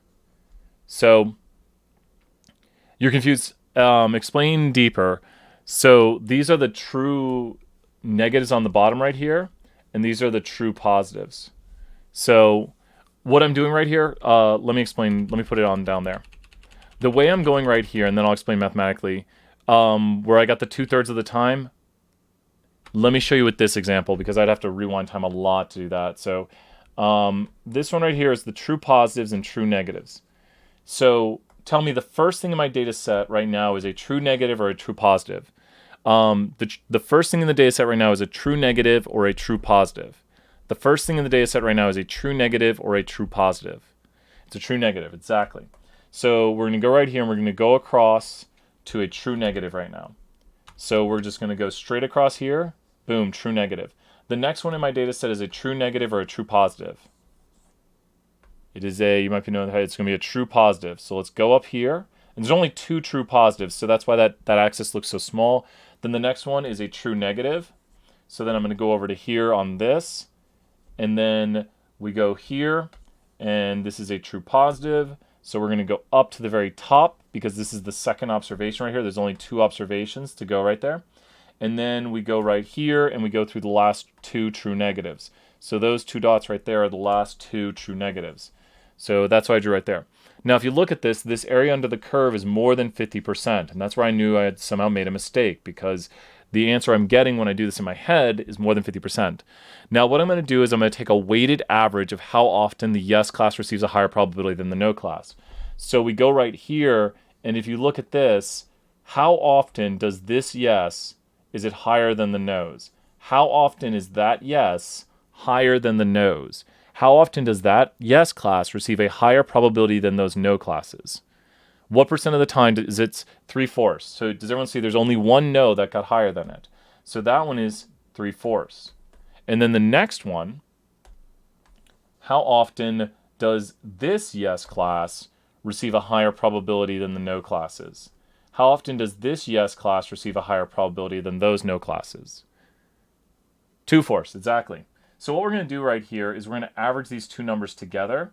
So we're going to take these 2 right here and average them together.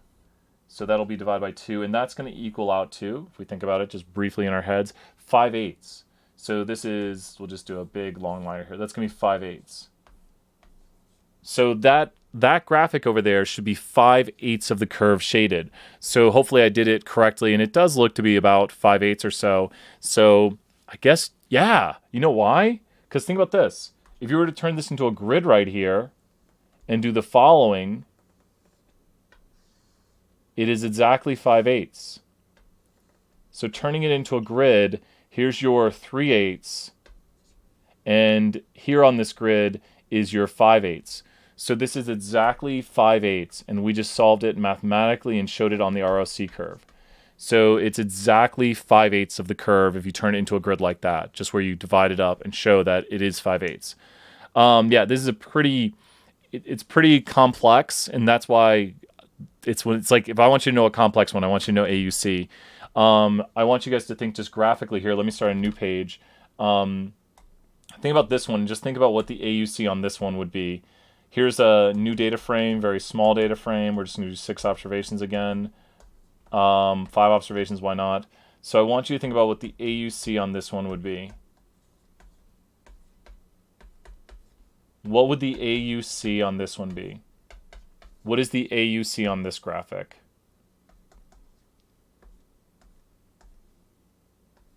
In the middle here.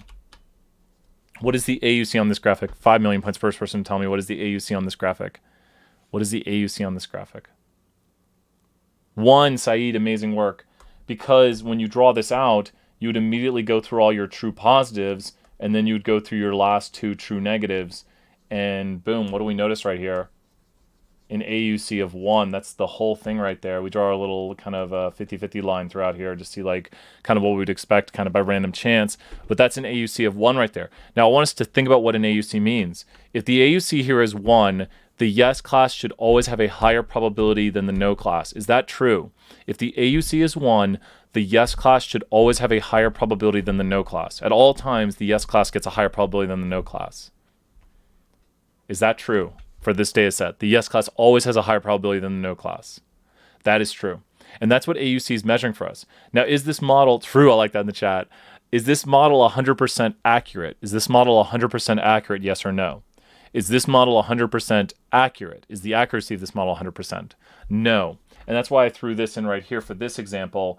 But I want us to think that's where the model is not 100% accurate. This model has an accuracy of 80% because you've got these are correct, and this one right here is wrong. So its accuracy is 80%. So we'll put down that. We'll write accuracy is equal to 80%, and AUC is equal to 1.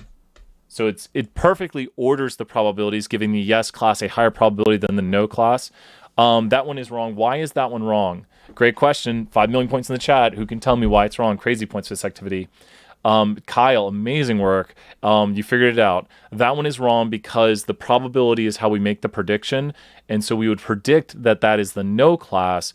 So it would be inaccurately predicted. Yeah, I might not put them in the video directly, but they will be in all the questions. Yeah. Kyle he's asking questions to put more points out there. He's like, Brian will get points if I ask a question. Good idea, Kyle. So no, it's great. I really appreciate you guys being in here. What do you guys think about like all the chatting and stuff? I love it. Like, and I'm glad you guys stay so positive because that's our kind of goal with this. My goal, at least, is to keep you guys positive, keep you in the chat. And I really think it works really, really well. We're going to start up the next one right here. We've got the accuracy, the actual accuracy on the holdout, and the AUC. Did we look at our answers for this model yet? I don't know if we did. Wait. Oh, good. I think everything we have turned out the same. I'm looking at these right here. Yes. Okay, cool. Let's take a look at our next little bit of code right here. So we do have all the answers in here. So we have all of this right here, selected CPU. Cool. Let's take and drop this all in. Let's take a look. We got so much code to talk through. We only have a few more examples, but we got a lot of code. So let's see. So split would happen below 0.8. No, that's not splitting right there. These examples right here are the predictions we get at the end. All of my numbers are like Kyle's. They're just slightly off of yours, Brian. Email me, and I might, if weird things are happening, email me your answers too, and I'll probably add them as answers to the activity. So I'll add them as answers to the activity, so that way people get the answers that are slightly off. Like, email me all your answers. Like, say answer number 1 is this, answer number 2 is this, when you put it in, and I'll change them as long as, you know, if we see different R versions, because I was doing that last week also. If we had different answers that were slightly off, I was going in and changing it. So, and I appreciate you guys doing that so much. We're going to work on those because, like the first 2 semesters we did this, everything worked perfectly, and then R started doing weirdness. Okay, so what do we got right here? The R part grid is what we are storing the expand grid into. What is expand grid? Expand grid is where we put all of our tuning parameters. Tuning parameters are literally knobs on the stove that you can turn, as in like you could make the cake bake for 10 minutes, 15 minutes, 20 minutes, 20 hours. You can make any values in your tuning grid that you want. You can choose other things. We've got here our CP. The CP is going to be these values right here, and that's the only thing we're tuning on. And we should know from reviewing earlier, CP controls the complexity parameter. That's what CP stands for, and it controls how big the tree grows. So when we do this right here, we look at our function, and one thing I want to point out, all these functions are virtually identical. The only thing we're really changing is the name of the model and the method we're using. So when you go down here, the name of the model is now an R-part model because we're doing a partition model. And then we're changing the method we're using, no longer GLM, standing for Generalized Linear Model, which we're using for logistic. It lets us do that. And we have here the R-part is what we're doing for our partition model. So we're going to set the randomness again. Why not? And then we make our R-part model. This runs a little bit longer. It made a tree for us. So this code right here, we're going to highlight this and only look at all the results to start. So here's all my results. Everything right here are how many CPs there were. We only tuned on CPs. If you notice, we had 30 different CPs we used. Now, this tree right here is going to be the biggest tree. Why is it the biggest tree? Because it has the smallest CP. CP is how much of a return we need for the model to make a split. If you will notice that some of the accuracies are the same. Are they all the same? Nope, they're not all the same. Got a little bit worried. Do we get all the same accuracies? Wow. Wow. Are we really going to get the naive model on this? Or something very small? Whatever we got is going to be a very small tree. How do I know that? Because we chose a CP.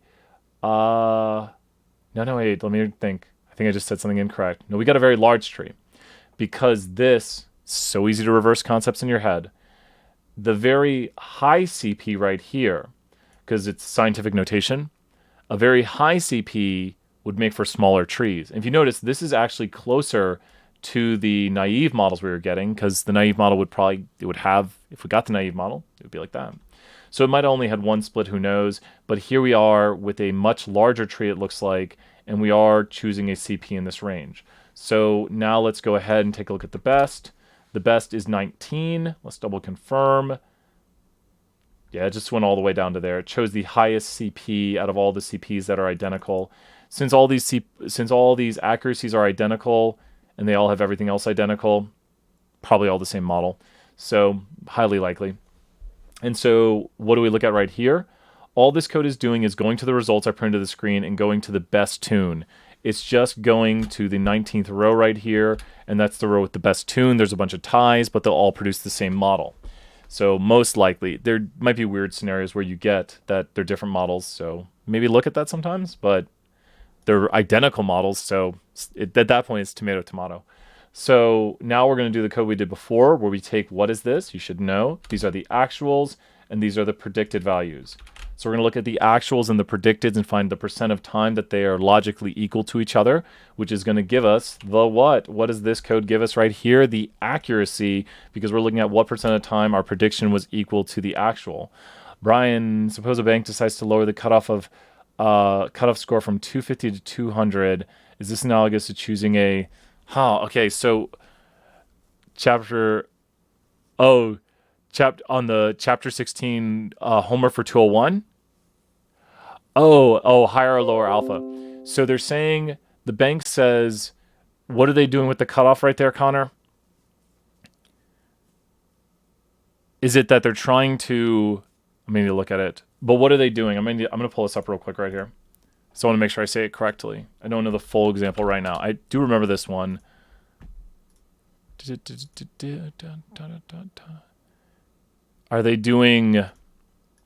Are they checking for fraud? Are they trying to make loans? I'll have it up here in a second. If they're more willing to do something, reject the null, it's a higher alpha. So it just depends on what they're testing or what they're doing. So I'll have it up here. It's the homework of the quiz. Let me see. Is it quiz or homework? So we'll go here to preview. And it's not the job discrimination one. I need to get the full thing. 2 seconds, and then we'll go back to... Where weird. Oh, wait, am I in the wrong thing? 2 seconds, Connor. I want to make sure I speak correctly on the question before I...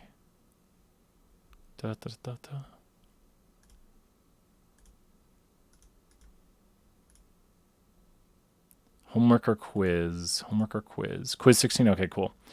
Quiz 16, pre-replaced questions. Let me find it here. Okay. Companies sue for job discrimination. Oh, is this it? A random poll, help pay their bills, type 2 error, type 1 error. What's the probability? P-value threshold, P-value. Before lending money, bank must decide whether the applicant, here we go right here. So here we go. Suppose the bank decides to lower the cutoff score from 250 to 200. Is this analogous to choosing a higher or lower alpha? So they must decide if somebody is worthy of making a loan. So they're going to lower the cutoff. They lower from 250 to 200. So with this right here, let me see right here. Let me double check. Any applicant with a lower point total than a certain cutoff is denied a loan. So they're looking for if they're going to deny people loans. So with this right here, they have a cutoff and they're bringing it from 250 to 200. And this should be a lower alpha because the null is to give people loans. The null is that they will repay the loan. Yeah, it says it right here. Their null is that people will repay the loan. So let me explain this fully right here. Okay, so Connor, check this out. This is definitely what we should do for this one. So with this question right here, null hypothesis is pay loan. And then alternative is that they will default. And this is the key to the question. So we're going to assume by default that they will pay the loan till we have evidence that they will default. So if someone has a lower credit score than 250, then we're going to reject the null. So if someone has a lower credit score than 250, we will reject the null. Now remember, this is like a credit score thing or some sort of metric that they're making, a cutoff score. So the higher the cutoff score, the better. Like if they have a score of 380, that's awesome. But if they have a score of 251, we'd loan them the loan. But when you think about this, if we go here to 200, would we need more evidence or would we need less evidence that they are a bad, like is that a more stringent cutoff or an easier cutoff? Like would we give more people loans or less people loans? With the 200, we would give more or less people loans? More. And if you think about that, you would be lowering your alpha, which means you would be failing to reject the null more often. We would make more type 2 errors right here because when alpha goes down, beta goes up. A type 2 error is when you fail to reject a false null. So by lowering the alpha, and just think about this, if we lower the score, we should make more type 2 errors because if we lower alpha, so if alpha goes down, beta goes up, and so in theory, and what beta would mean is a type 2 error, which is a false negative. So that would mean we would give people, it's false that they will pay back the loan, but we fail to reject that. So we give people loans who don't pay them back. So if we lower the requirements, is it more likely that we will give people loans who don't pay them back? Does that make sense? If we lower the requirements, is it more likely that we will give people loans who don't pay them back? Yes, and that shows right there that we are doing a lower alpha. Hopefully I didn't block the screen right there. But this is lowering the alpha right here. So this is a lower alpha right here when you lower the requirements because you're less likely to reject the null in this scenario. So great question, Connor, right there. Awesome stuff. Thank you for asking. Want to make sure you can show the students and explain what's going on right here. But this is making it more likely you'll make a type 2 error. So it's done because you're lowering alpha. Thus, you're increasing your type 2 error because the default is that they'll pay back the loan. Awesome stuff. We'll hop back in here. So can you give an example of what the alpha explain in greater detail? What the alpha goes from? Can you explain an example of what the alpha is a value that is going to control our type 1 error. So alpha is type 1 error.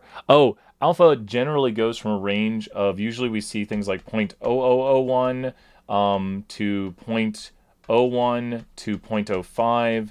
Oops, that's not an 05. to usually the highest I've ever seen it is this. Alpha can be any value you want it to be, and alpha is just the percent of time you make a type 1 error. Usually by default, if we don't say anything, it's 0.05. Alpha is 0.05 without us giving any other value to it, and it's just your cutoff for when you reject the null. So they're using this right here to say, pretend that this is alpha, and if you were to make your cutoff technically lower right here, so this would be a lower cutoff right here, saying this is when I'm going to reject the null below this point. It's a pretty good example because it works the same way. They're making their cutoff lower, and so they'd be less likely to reject the null. So if you make alpha lower, you're less likely to reject the null. If you're less likely to reject the null, you're more likely to make a type 2 error, which is a false negative. So does that make more sense right there, Connor? Great questions in the chat with that right there. 201. We'll hop back over to, check this out right here. So you're welcome so much, Connor, right there. Glad to help out. We've got right here the accuracy of the model. We've got the accuracy once again being calculated. Two ways to do accuracy. Once again, please note that this is the predicted value right here. So it's weird. This one takes y hat right here, and it takes the actual value right here. So once again, this is just the data frame and the variable. So it literally is just a bunch of yeses and nos. And this right here is literally just a bunch of predicted yeses and nos. So that's the y hat, the predicted value. The second thing right here is just the y value. So that's our y's again. And then right here, what do we have? We've talked about this before. This is the y probabilities. So those are the probabilities of the y's right here. And we're getting it from the predict function. So these are all yeses and nos. And then this is the second column of the predict. Why is it not the first column? Or it's the probabilities, excuse me. It's the probabilities of the yeses. And we did type probabilities. You can get both. I don't know what it'll do if you feed in both probabilities. It still works if you get the nos, but this is the probabilities of the yeses and the nos. We hit max print, so I'm not going to show the whole thing. But the first column, I believe, is the yeses. The second column is the nos. If you do change this to the nos, it actually still works. It just makes more sense to do the level of interest. You see we get 0.903, and we get the same thing right there. Probably won't work if I do that. Yep, it wants one vector of predictions. So just understanding what these functions do is very important. ROC takes your y values and also takes your y hat values. Know what the functions do. So you should have all this right here, the selected CP. The selected CP is going to go from our best fit model. So the selected CP right here was the following, and we have it right there. So all this good stuff right here. So let's go ahead and fit the model right here. We don't want to use that CP, so we should be changing that up right here. We'll go ahead and put in the right values of CP. CP equals 0.05. Really? Does it say to use that? Let me check. Fit the model. Oh, and a CP of 0.05. Sure, why not? If we really want to do what we were doing before, we would take this CP right here, and we're going to go ahead and put in this CP, and we can visualize our tree. Plot's too large, of course. So we can take the CP we originally had and drop it in and take a look at it. Let's take a look. Now we get the model. Wow. That's why we don't use that CP.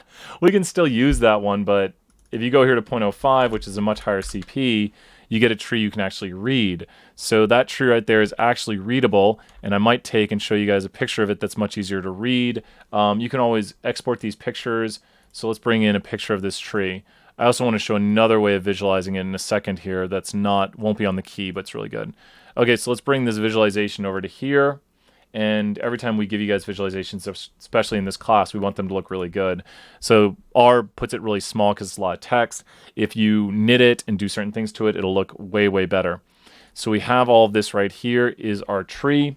And we can see here that when someone churns, their usage comes into play. So I think I can draw on this. It's just so hard to see where that is at. Oh, not highlighting. Go highlight. Sure.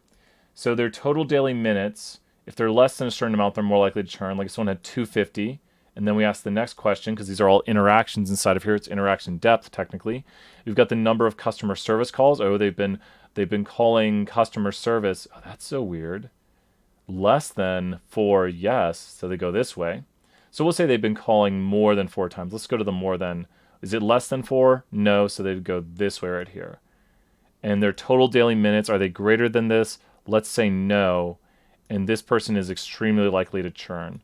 I went down the path that I thought would be most likely to churn, and these are the people calling customer service who don't talk on the phone much. So they're not using their phone much. Be very careful when you read these things.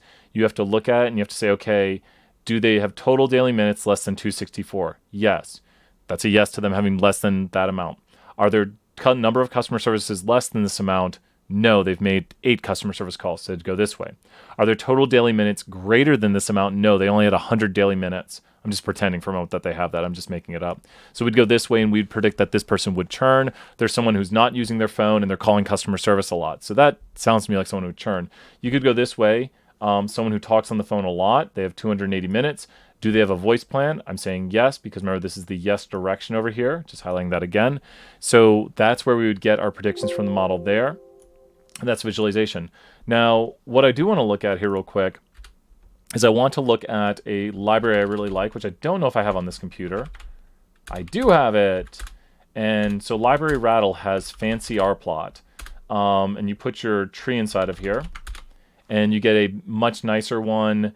We can zoom in on it, make it look all big. The text is still really small. I'm sure there's other ways to increase it, but if you knit it, you can make it look nicer. You can export it as a picture, all this good stuff, and hopefully make it look pretty decent. But huge trees are hard to read. They've always been that way. But fancy rplot in Rattle is a nice way of making your pictures and your visualizations. And I've had more success with it than I have with the other ones. So predictions right here. So what would you predict? Double check. I'll let you guys work that one right here. We've got churn. Oh, so this is the individual. So here you go. You have to go through. I'm going to leave this one for people to do. But you have to predict whether this person would be a yes or a no looking at it. So you have to go through and look at, we'd have to go back to our graphic, which, oh, we lost our graphic. Let's go grab it. So we're going to go grab, and if you are wondering, you can pause the screen when I show this graphic here, and you can use this graphic if you can't read yours. I do suggest you export as PDF. Exporting as PDF usually has the best success of turning out a nice graphic.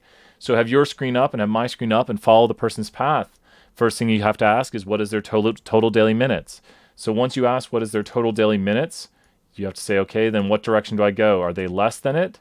Less than 264, go this way. If they're not less than that, but greater than, go this way. So double check, and I'll let you guys do that question on your own right there. We've got a forest grid right here. And I think that's it. There's some XG boost on this, but we must have removed it. But I'm going to do it anyways. So let's go ahead and we will finish up these last few questions right here. And let's go ahead and do the forest grid. We must have removed some stuff from this. I'm going to do it anyways. Who all's still here? Did I lose everybody? We'll see if I lost everybody. We're going to go ahead and make our random forest right here, and then we'll do an XG boost one, I believe. Okay, so let's grab our whole code. Let's drop in the forest grid, and let's talk about what the code's doing. So what is this forest model doing right here? What is the forest? Oh, awesome, Kyle. Thank you, Kyle. The forest model also, good to see you, Said.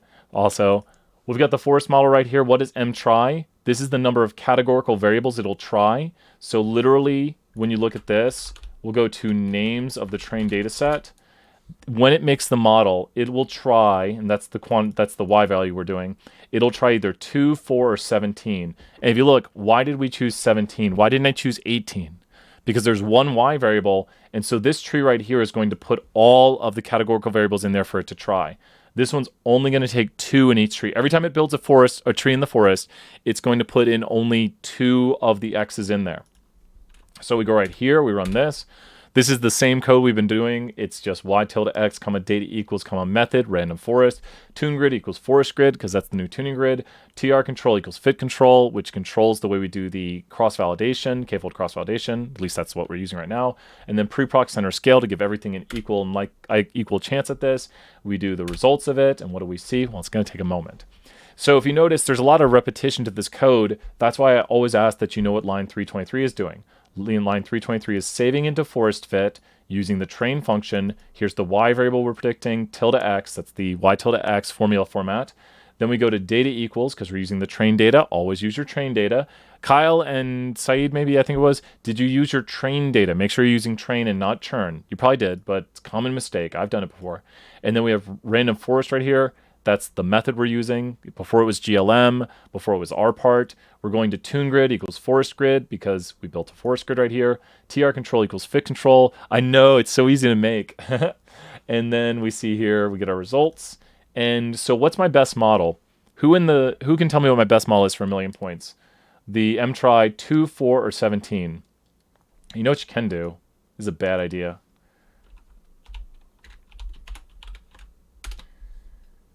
Go. So 2, 4, or 17 is my best model. Model 4, I believe. Model 4 is the best model. Now, they're all very similar. Nope, they're not. They're more than one standard deviation apart. The last two are similar, but Model 4. Model 4 is the best because of the accuracy. We tuned on accuracy. And also, look at this. This person made a 95.2 on their test, basically a 95.3, but we could be off by about 0.3%. This person made a 94.1, and we could be off by about 0.3%. So these two models right here are drastically different, but these two models are within one standard deviation of each other. You would compare this number right here to this number, and you would take the larger of the two standard deviations. So that's the one standard deviation rule, showing that model 4, or model with M-try-4, which is how many variables we're going to try putting in it in each tree, model with M-try-4 and model with M-try-17 are virtually identical. Now, I've totally changed this, and I'll rerun it here in a moment, but I just wanted to show that you can do, and if you notice how much longer this is taking on a good computer, it is a very good computer, and I say that because I want people to see, if you make a very large grid, it can take a long time, even for some of the not super complex ones. It's not that random forest is simple. There's things more complex, like support vector machine, and of course, extreme gradient boosting. Extreme! It's like saying extreme gradient boosting. And so we're doing 2-hour activity here, but explaining all the concepts as we do this right here. And feel free to put timestamps. You guys know I love those timestamps. Don't be like Brian says the answer to this question at this point, but be like, here's how to do a random forest at this point. I like timestamps like that. Oh my gosh, I should have never done this. I'm going to give it 10 more seconds. 10, 9, 8, 7, 6, 5, 4, 3, 2, 1. Didn't do it. Didn't make the model. Do we still have the forest fit saved from the previous? Good, we still got it.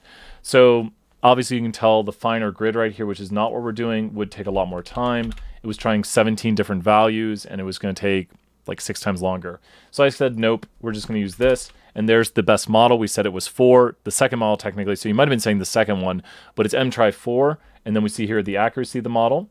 We're going to look, once again, this code is just telling us the accuracy by seeing the Y values and the predicteds. Thank you very much. I've always wanted to do stuff like that. I like stuff like that. So still the voice of the King's Boy Carousel. So we've got here the accuracy, and actually this model did really well. Our forest is our best so far. See, I can't speak, so I shouldn't. The forest has an accuracy of 95.266, and the AUC, which is the percent of time it accurately gives the yes class a higher probability than the no class, is 91.44. The M-try we selected was 4, and the accuracy and the holdout, all this good stuff right here. The estimated accuracy is going to be, just to make sure everyone knows what estimated accuracy is, this is the estimated accuracy right here. This is the estimated accuracy from the validation. That is from the validation, and that is how we estimate it'll do on new data. So how did it actually do on new data? Here's the accuracy of what it had. That's very good. So that is not overfit. That is right about fit the same way. That is very good. And then here's the ROC. The ROC is right here, so we just drop that right here, and that's the ROC. ROC is measured a different way, so unless we did an ROC on the original, which we should be able to get. You know what? I think we can get an ROC on the original pretty easily. Let's just do this. So force fit.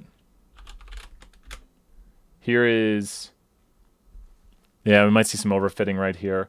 The random forest has 100%. And actually, this is in the notes also, that random forest can often overfit, at least with the AUC metric. But we didn't tune on AUC.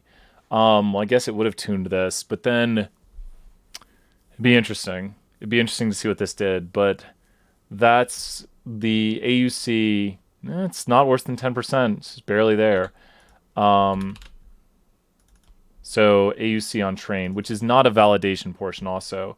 We would want the validation AUC. So we're not getting a validation AUC right here. And this was 1. So if we wanted to change it over, let's go grab one of our favorite things right here. We've got the caret stuff right here. So we should have predictive modeling with carets. So where is my quick guide to predictive modeling with Caret. I have so many random things on. I'm going to lose the lab right here. If I do this, close this, close this. What package is Rattle in? Rattle is the package. It's fancy R plots inside of Rattle. So it's fancy R plots inside of Rattle. So it's fancy R plots inside the Rattle package. So Rattle is what you'll need to install, and fancy R plot is the function. Great question, Caleb. Million points right there. Found it. Here it is.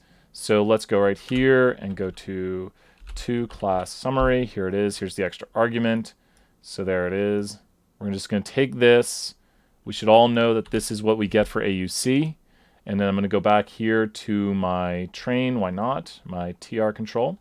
We set it so long ago that we forget where it's at. You're welcome, Caleb. So now all these models will be fit onto, just fit on via AUC. So I do have to rerun my model right here because it's going to fit on AUC. And I think, I'm going to do the rest of this right now because I want you to see the other models right here. There's so many things like shrinkage. We're going to look at boosted trees. So once again, this is all that I had when I downloaded it. I think there's more answers to show up more parts, so I'm going to show it off, but I think this should get everything on the quiz. So I think we've done the whole quiz today so far. And we should get the results right here. We'll see how it does. This is a different set of results. If you're watching this right now, this is tuned on ROC. So if you notice now, I'm getting ROC results. And what's really awesome is that these ROCs are probably a lot closer to. And what's weird is we get an M-try of 2 here. We get a different model. So we got a totally different model, and we get the ROC. This is on the train. We don't want it on the train. The train, once again, is not the validation. So this proves right here, this was done on the train, but this is on the validation. This ROC right here is validation ROC. That is on the k-fold cross-validation portion. It's not on the train. We want to go to holdout. That's what I want to do. So we actually want to look at how the model does on the holdout data, and its holdout ROC on this is 91.22. So looking at our results again, we got an holdout ROC on the validation of 91.7, and we got an ROC on the holdout of 91.22. So pretty good when we fit to ROC right there. With the data I have right here, I'll remove this right here so people aren't confused.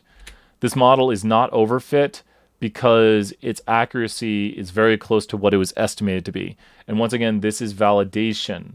I can't make that clear enough that this is validation. And I think there's still more to this, but we must have cut it out because I know I've got more code over here. So here we go right here. Let's look at a few more things right here. So the R part, there's the best tune, post resample, just comparing results. Okay, so XGBoost. Let's look at some XGBoost, and we already have it. So it looks like the first thing we're doing is we're tuning on AUC, and we already have that. So we're just going to do a little part here on XGBoost because this is extreme gradient boosted right here. This is the big leagues. If you've turned off the video now, you're missing out. So XGBoost.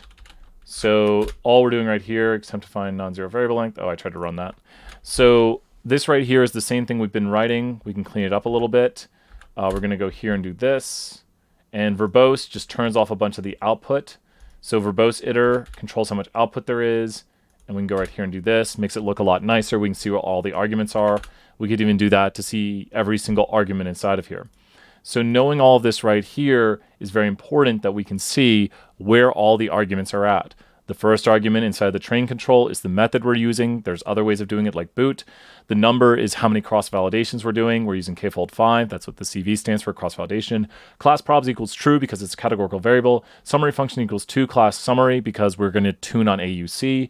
And then verbose iter is the amount of output we're getting. We're turning that to false. Think about verbose, like Brian is verbose. That means he likes to talk a lot. So if you put verbose iter to false, it's not going to give you as much output.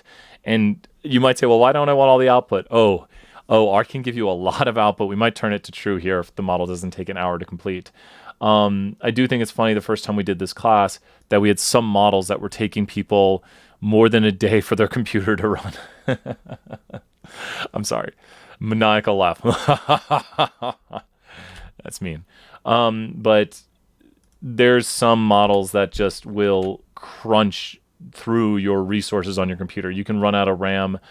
These models do a lot of work in the background, and that's why only till recently we haven't had the computer power, especially at home, to do many of these models. So what you're looking at right here is the expand grid for the boosted model. What did I do? I tried to hit enter, and it must be, there we go. Now that's looking better. Just makes your code a little bit easier to read right here. So we're only doing 2 values for the number of trees. So we're testing our XGBoost with 500 or 100 trees. Interaction depth is how big the trees will be grown. Behind my head right here is a tree grown to an interaction depth. Not a bad test question. Interaction depth of 1, 2, it's hard to see. This has an interaction depth of 1 there, 2 there, 3, 4, 5, 6, 7. That looks like an interaction depth of 7 right there. So an interaction depth of 1 is going to give you 2 leaves. So what we get right here, just double checking interaction depth of 1. So wait a minute. My brain is double checking. Interaction depth of 1 will actually give you a split inside of it, because it's how many times, because this is just the first split right here. So how many times can it interact? So this should be interaction depth of 6. Sorry, I got it wrong right there. But it's basically how big each tree has grown. That's the biggest thing we should know. So we're going to allow the tree to grow to an interaction depth of 4 or an interaction depth of 5. So some sizable trees. Shrinkage is how fast the tree will learn from each tree. So 0.01 is a very slow learning rate right here. So this is the slower learning algorithm. It will take more time. And this is the faster learning algorithm right here. Number of min observations in node is the minimum amount it can have in these bottom nodes down here. So in these bottom nodes, there's the minimum number of observations. So let's wait the good hour for this to complete. Oh, that's the grid. Now we got to make the model. So now the model is what's going to take a little while to complete. We're going to put the formula here, the data there. That's the data. We're going to put the type of model we're predicting there. We've got verbose false again here too. We've got the train control equals fit control. My thing did that. I like it looking like that. And then we've got the keeping everything on the same playing field. So once again, please know what each one of these do. Here's your formula format, y tilde x comma data equals. We're predicting churn. We're going to use all the x variables. Data equals train is we're using the training data to make this model because it's predictive modeling. We use a train to make our model, validation to validate it, make the estimate, and holdout is what we'll test it on at the end. Method equals GBM, standing for gradient boosted model. So these are boosted trees.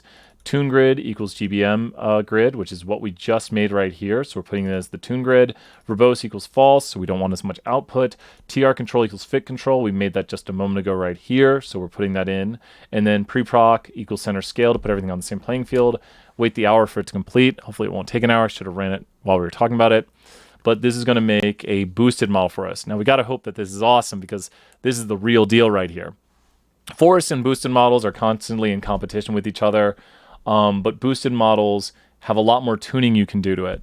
So a boosted model has more, especially extreme gradient boosting, will have more tuning parameters. So if you notice here, we're only using 4 tuning parameters. Quick check for yourself. How many models will this make? Well, luckily, there's only 2 values here. We'll do this as this question runs. There's only 2 values here. There's only 2 values here. 2 values here. So who knows in the chat for 10 million points how many models this will make? How many models will this check? There we go. It's done. So I realize it's not that many because we didn't put a big grid in there. We didn't make a very expansive grid. This will only do 8 models because 2 times 2 is 4, times 2 is 8, times 1 is 8. So it's only doing 8 models, and we can confirm that by looking at this, and there's the 8 models it'll make with the different combinations of the different tuning grid right there. So nice job, Kyle. You got it for the 10 million. So we're going to look at the best model right here. Here's our ordered models by the ROCs, I believe. Good way of putting it right there. And so much output that we went around the screen. So here's our best model right here. Our best model is this. Now, usually what I would do is I'd refine my tuning grid because it looks like lower shrinkage is good. So lower shrinkage, lower interaction depth, number of min. We didn't even change that. I want to refine this tree. Let me show you. 92.1. So I'm going to use this information right here to see if I can get a better one. So I'm going to use this right here. I'm going to put in a lower value of shrinkage. So this is what you would do, is you would say, oh wait, that's the higher value of shrinkage. Ooh. So let's go here and put in another value of shrinkage. I shouldn't do so many values. I'm really making this going to take a lot more time. We'll put in this. And the smaller interaction depths were working better. So we'll put in that. And then we didn't put in multiple things for min nodes. We'll put 20. It was a bad idea. I just changed my amount of models from 8 to, I believe, 48. We can double check here the math on it. I believe I have 48 models now, if I'm doing the math right in my head. 36. I can't do math today. Oh, because 2 times 3 is 6, and 2 times 3 is 6, and 6 times 6 is 36. Why did I don't know how I did it in my head right there a moment ago. I think I somehow added, or I don't know. But that makes sense. Double check your math. Fun to do in your head, but I can't even time small numbers together. Bright lights. Bright lights. That's what it is. So I think it was a Ka who's saying every time I say bright lights, I crack them up. They're less on me today than they were before, but still, bright lights. So always blame the bright lights. So what do we get right here? We're going to do GBM on this. And so I think I've already saved it. No, I didn't save it. Stop. I didn't save my model. I'll be like, wow, that's identical. So now we should see 36 models. And wait a minute here. Can I not math? I think I didn't change a value. 2, 3. What is going on? 2 times 3 is 6. 2 times 3 is 6. 6 times 6 is 36. So see the values there. Oh, something's going on with the min nodes. Oh, I see it. If something goes wrong, there we go. And it would have crashed my tree probably. There we go, 36. Always check your work. I'm glad that cracks you up, Kyle. Always check your work. This wasn't set up for a vector, and so it treated this as the next. If you look at the previous code, it treated 20 as variable 5. I didn't give it a name, so when it was 20, I was like, oh, that's weird, because we should have 36. Okay, so this should take 4 times as long, basically. So we're going to go ahead and run this right here, and we're going to take 4 times as long. But what we're going to do is we're going to compare this to what we had before. We're going to take a look at and see if we can beat this ROC of 92.13. And that's really what you want to be thinking about is like, if you were making models for a living, you would be like, okay, how can I make better and better models? Let me refine my tuning grid and see what I have going on right here. So we'll let that run for a moment. And I think we have an XG boost after this. So, yep, we're going to do an XG boost, and I think that's it. Yep. So we only got one more model. So we'll talk about XG boost after this. Extreme gradient boosting. And that'll take an hour to complete. Who knows? But I love running models. It's just cool. It's like opening up a surprise. It's like, what will this model do? Let's put an XG boost right here while we have this going on. Talk about the XG boost model. Now, all XG boost is gradient boosted trees, but even better. So you've got the shrinkage right there is the ETA. So ETA is just shrinkage. Shrinkage is how fast it's going to learn. So we're only doing one value of shrinkage. We've got the n rounds, the number of trees I believe it's going to use right there. We've got the max depth, that is the interaction depth right there. We've got the minimum child weights. This is the lowest it can go down to. We've got the gammas right there. Off the top of my head, I can't remember what gamma is. And column sample by tree and subsample. We've got a whole slide on this, and if you ever want, just put it in as notes. And we've got the thing right there. Extreme gradient boosting. Got to go. Awesome, Caleb. This is the last bit right here. Don't worry if you have to doubt. This right here is going to create a lot of different models. We'll have to wait for it to complete. But 3 times 2 is 6. Wait, min child weight. Okay, it's not comma. 6, 18. It's only 18 models because we didn't put in that many different things. So extreme gradient boosting has so many parameters you can control for, so many different things. And it's really... It's as it says in the notes, this is what people are using on Kaggle to win competitions. The goal of these things, and if you notice what I'm doing with the gradient boosting model, is you have to tune these things. You have to try different values. You want to look kind of at the output, see how it's doing, make adjustments, try new models. I mean, you can't run all the models because there's infinite models because it's a number line. So I, of course, wanted to make a crazy model, which is still running in the background, but we'll just talk about the extreme gradient boosting. If you notice... Kyle, if you're still here, how similar do all these codes look using train? Like, how similar do all of these codes look every time you make a grid, like you get your holdout, you make a grid of things you're going to try, a grid of things you're going to tune on, and then I should make a video on this for you guys. Like, here's the steps. Get your holdout. Make a grid of things you're going to tune on for your model, run your model, check your model. It's like 4 steps. Let's look at the 4 steps. First thing is to make your training and your holdout. You have to have a training and a holdout. That's step number 1. So I want you to timestamp this. Step number 1. Yes, exactly, Saeed. You're right. Because why is that in every one of them, Saeed, for 5 million points? Why is that in every one of them? Why is that in every one of them? There, yep. And usually where you see the differences is in the tune grids. The grids are where the differences are. Then when you get down to your model, it's all basically the same. Verbose, I think, is false by default. I'm not going to run this again because it'll take a while. But they all have the same format here. You're just usually changing this line of code. And then why do we have the tr control equals fit control? The tr control equals fit control is this is doing the validation of the model. So we have to put a validation in there. So we can see how my new model did right here. Ooh, something crazy happened with the models there.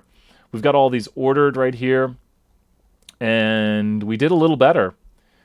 Even the smaller interaction depth worked a little bit better, but I think this is the model we chose before. And then we can see how our model worked right here. We're going to predict on the holdout using our model right here. And the accuracy is 94.133. Yeah, Saeed, great question, Saeed. It just takes practice. It's in every one of them because it controls the validation for us. And then we set it earlier on where we build it. So this is what we've created, and this is where we're running it as. So we're literally saying that the fit control we created will be the training control. It'll control how we make our model. And so this is our model right here. So it has an accuracy of this. We could check the AUC of the ROC of it. Pretty easy. We're just going to grab the ROC command here from before, and we drop it into here. And all we're going to change on this is the model we're using. We're not going to use the forest fit, and I believe this should work. We're going to use the GBM on this. So instead of using forest fit right there, we're going to use GBM, and it works, and we get a 91.93 AUC, which I think is the highest one we've gotten so far. Last but not least, we got that extreme gradient boosting. There's all there's the, wait, did I run the full thing? XG, let me double check. I think I might have hit something by mistake, and there we go there, and here's the extreme gradient boosting. So what you'd want to do, timestamp, yes, exactly. And I might make a video for you guys on this, maybe this weekend or who knows what. But the 4 steps are make your training, or excuse me, step number 1, get your holdout and your train. Step number 2, make your fit control. Step number 3, make your tune grid. Step number 4, make your model. Step number 5, analyze your model, which means see how it worked. So those are the 5 steps of predictive modeling. I should make that video for you guys, the 5 steps of all predictive modeling. Get your hold on your train. Kyle, 10 million points. Give it up. Make your fit control. Step number 3 is going to be make your tuning grid. Exactly. Step number 4 is going to be make your model, because you have to have how you're training, how you're validating your model, which is your fit control. You have to have the parameters you're going through for your model that it will test through. So you'll use all these steps right here. You'll use your training data. You'll use your fit control. You'll use your tune grid to make your model. And as soon as you make your model, you analyze your model. And those are the 5 steps right there. So if you notice, you're doing that just repeatedly right here. And extreme gradient boosting, XGBoost, is going to do all this for us right here. And just knowing what all of this does. So just knowing each and every one of these right here. So it has how it's tuning it inside of here. So XGBoost has, let us put in the metric right here, so that's extra good. What was number 5? Analyze your model. Analyze your model would be like looking at the ROC, the AUC, the Kappa. If you really want to do Kappa, do Kappa. I won't stop you. I'll tell you I don't like Kappa. It's got a weird hair thing right now. I'll be like, I don't like Kappa. Oh, it worked. Saw it over there in the video. Analyze your model, looking at AUC, ROC. Yep. And then after you make all your models, you do model comparisons. So that's not really a step 6. It's like you would do this with all your models, and then I don't like hot lights or Kappa. So that's the 2 things I don't like right there. So and so how's this one doing? What's our best model here? Cool. I mean, look at that grid. It's pretty much in line, but how's it do on the holdout? So how's it do? Let's see accuracy. I don't want the accuracy. I want ROC. So all we're going to do is grab this code right here. Once again, we go ahead and take this code. We change the model it's using to this right here. And it's pretty much tied. I mean, we could, if I was doing this for a job, I would be going through many more models. And I think there's something I also want to point out in the notes right here. Let me show you something else in the notes. So let me go right here. We'll go look at some notes. Do why is Kappa the... Is that the Kappa emoji right there? I'm so out of it. Isn't Kappa... That's a Twitch emoji, isn't it? I think I know which one that is. So we're going to take a look at something right here in the notes. I want to show a graphic to end, like how to read the graphic, and I want to see if something's going on with this. it's not going to be as interesting as a graphic as I would want it to be. So let me find where this graphic is at, show it, and talk about it here real briefly.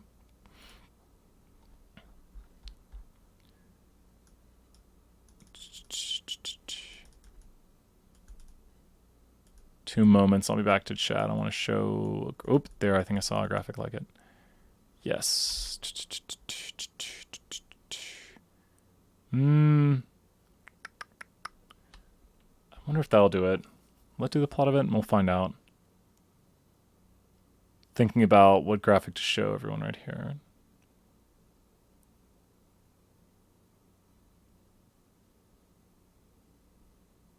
There's this. Oh, we didn't get to talk about that. There's so many things to talk about. The amount of, what's chat saying? You copied and pasted that definition and it didn't change?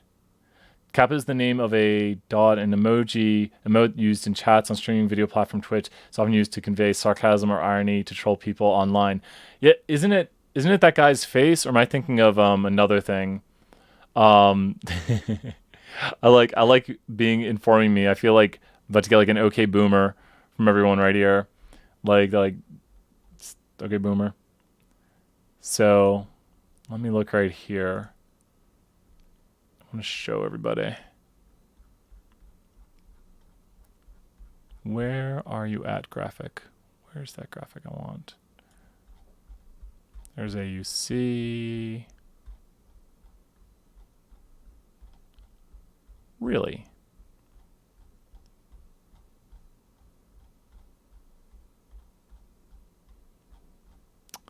Well, I'm going to have to show it next class if I can't find it right now. A lot of notes, a lot of stuff to go through. Let me try. Let me look over here because I swear we've removed stuff out.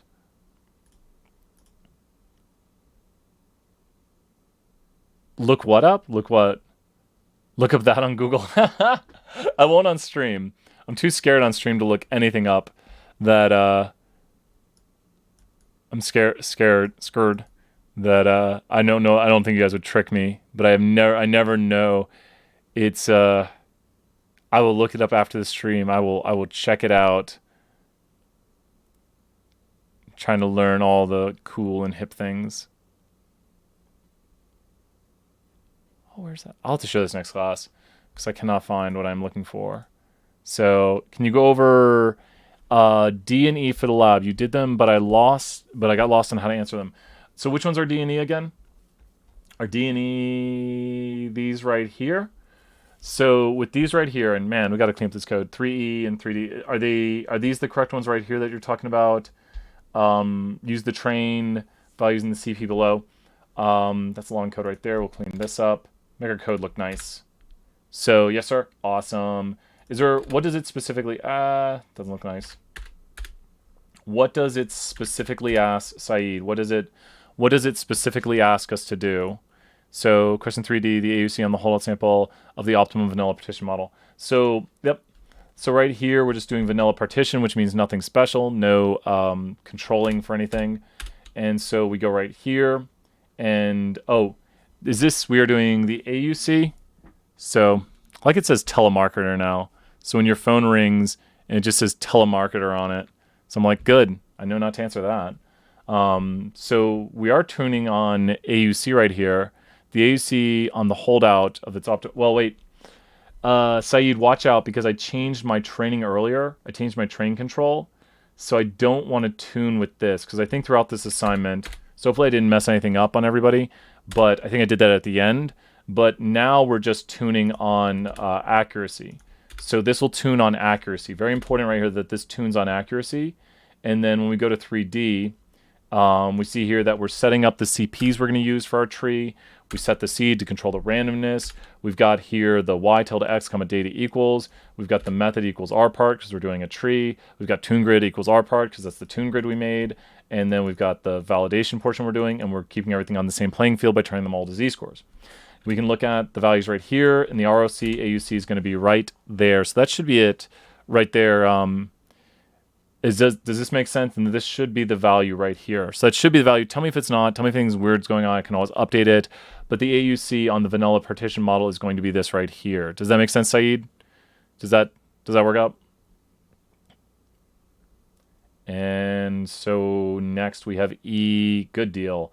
So E right here is, so I'm not going to give away this answer, but you got to look at it.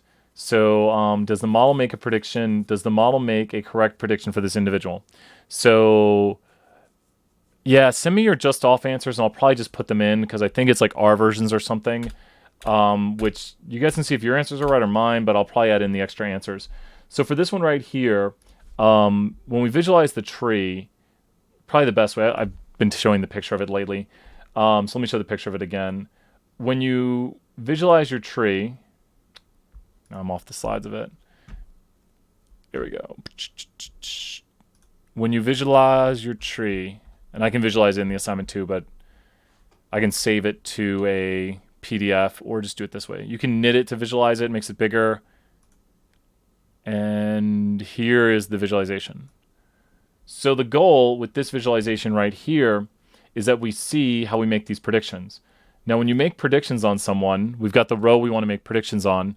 You have to go to the individual. So we're going to the individual in row 10, and we're looking at all of their data. This individual right here did not churn. So the individual did not churn. They had a total daily minutes of 258.6. So let's look. They have 258.6. So did they have more than 264? No, because they had less than. So, oh, excuse me, did they have less than? Gotta be careful. We all make mistakes. So did they have less than 264? Yes. So now we need to look at their customer service calls. Their customer service calls, where's customer service calls? Number of total customer service calls, 0. So did they have less than this? Yes. This is the yes direction. Every time you go to the left, you're going to the yes. Do they have an international plan? So international plan no would be this way, because international plan equals no would be over here. So do they have an international plan? And they do have an international plan. So they have an international plan. So we have to go this way. Oh my gosh, we're going all the way down tree. Total international calls greater than or equal to 3. So this would be, let me double check. This is no because you're going to the no side. So that would mean they have it. Total international calls greater than equal to 3. So total international calls, where's that in here?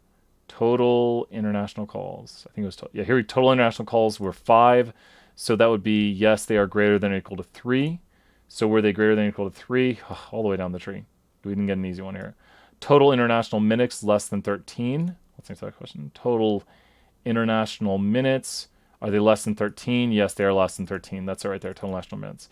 So were they less than 13? Yes. And we predict this person would not churn because they have the higher probability here. So we predict not churn, and they did not churn. We accurately predict this person. So we had to follow that tree down. Hopefully I followed it correctly. It's very easy to make mistakes, but you have to read each question and ask yes or no to it. So you have to say, was the international plan equal to no? And their international plan was not equal to no. It was yes. Be careful. This side, although it says yes, is not the yes side. It's the answer to the question for that. Does that make sense right there, Saeed? Is everyone pretty good? I think that does it for the activity. We did a like 2-hour or 2.5 hour stream on, but I think hopefully this goes over it. I think it's a really good lecture, a really good review of what we've been doing and how we utilize these models. Yep. Do you guys feel like you understand it better? We went over AUC again. I think hopefully this gives you an understanding of how tree-based models, how predictive modeling works. It's just practice, and that's what the last part of this class is all on. It's about data mining with predictive modeling and how we can make these really kind of super advanced models like super quick. I mean, the code is very, very similar for all of them. So like, I could probably write a function that would let you pick stuff. I should write that. Maybe I don't know. It makes it too easy. Like it's too easy then. Well, that'd be fun. I think that's got it. We're going to head out here, but thank you so much. Show me what you got wrong or email me on that, Saeed, and I'll probably answer in stuff. And is it doing all the answers? But send me your answers, Saeed, and I'll take a look. So send me your answers and I'll fix it up. And so just send me that and I'll fix it up because I bet it's probably our randomness issues. So send me that. I'll look through the video and I'll see where the issues are. So send me that and we got it. So I'll get you fixed up there. But we'll have to review. Awesome. So just send me your answers. So just send me your answers and then I'll figure out, like, just send me in your answers, like, answer this. Well, no, just send me all of them. Just send me like answer number 1, answer number 2, answer number 3, answer number 4. Don't put them in the chat here though. Just send me them via email. Say, here's what I put. Yep, awesome, Saeed. Thank you so much. And we'll figure it out. I'll probably put your answers in there too if I can confirm. Send me your RMD and your answers. So send me your RMD and your answers because I'll try running them over here on mine and I'll see if I get the same exact answers. Very sorry, the randomness in R is causing so many interesting things, and so we'll probably have to change how the assignments work because this has really happened over, like, we're trying to fix it. It's like you plug one hole in a dam and then everything starts leaking out another hole. You're like, no, we just fix this. But we will always fix these things and watch out for these things. And you guys are working so hard, so I appreciate it. But send me those answers. I'll get it all fixed up for you, Saeed. And so this has got it. Good seeing everybody. I'll be off for today, and I guess we might do some tool and help tomorrow, but maybe we'll see. Okay, see everyone later. Bye.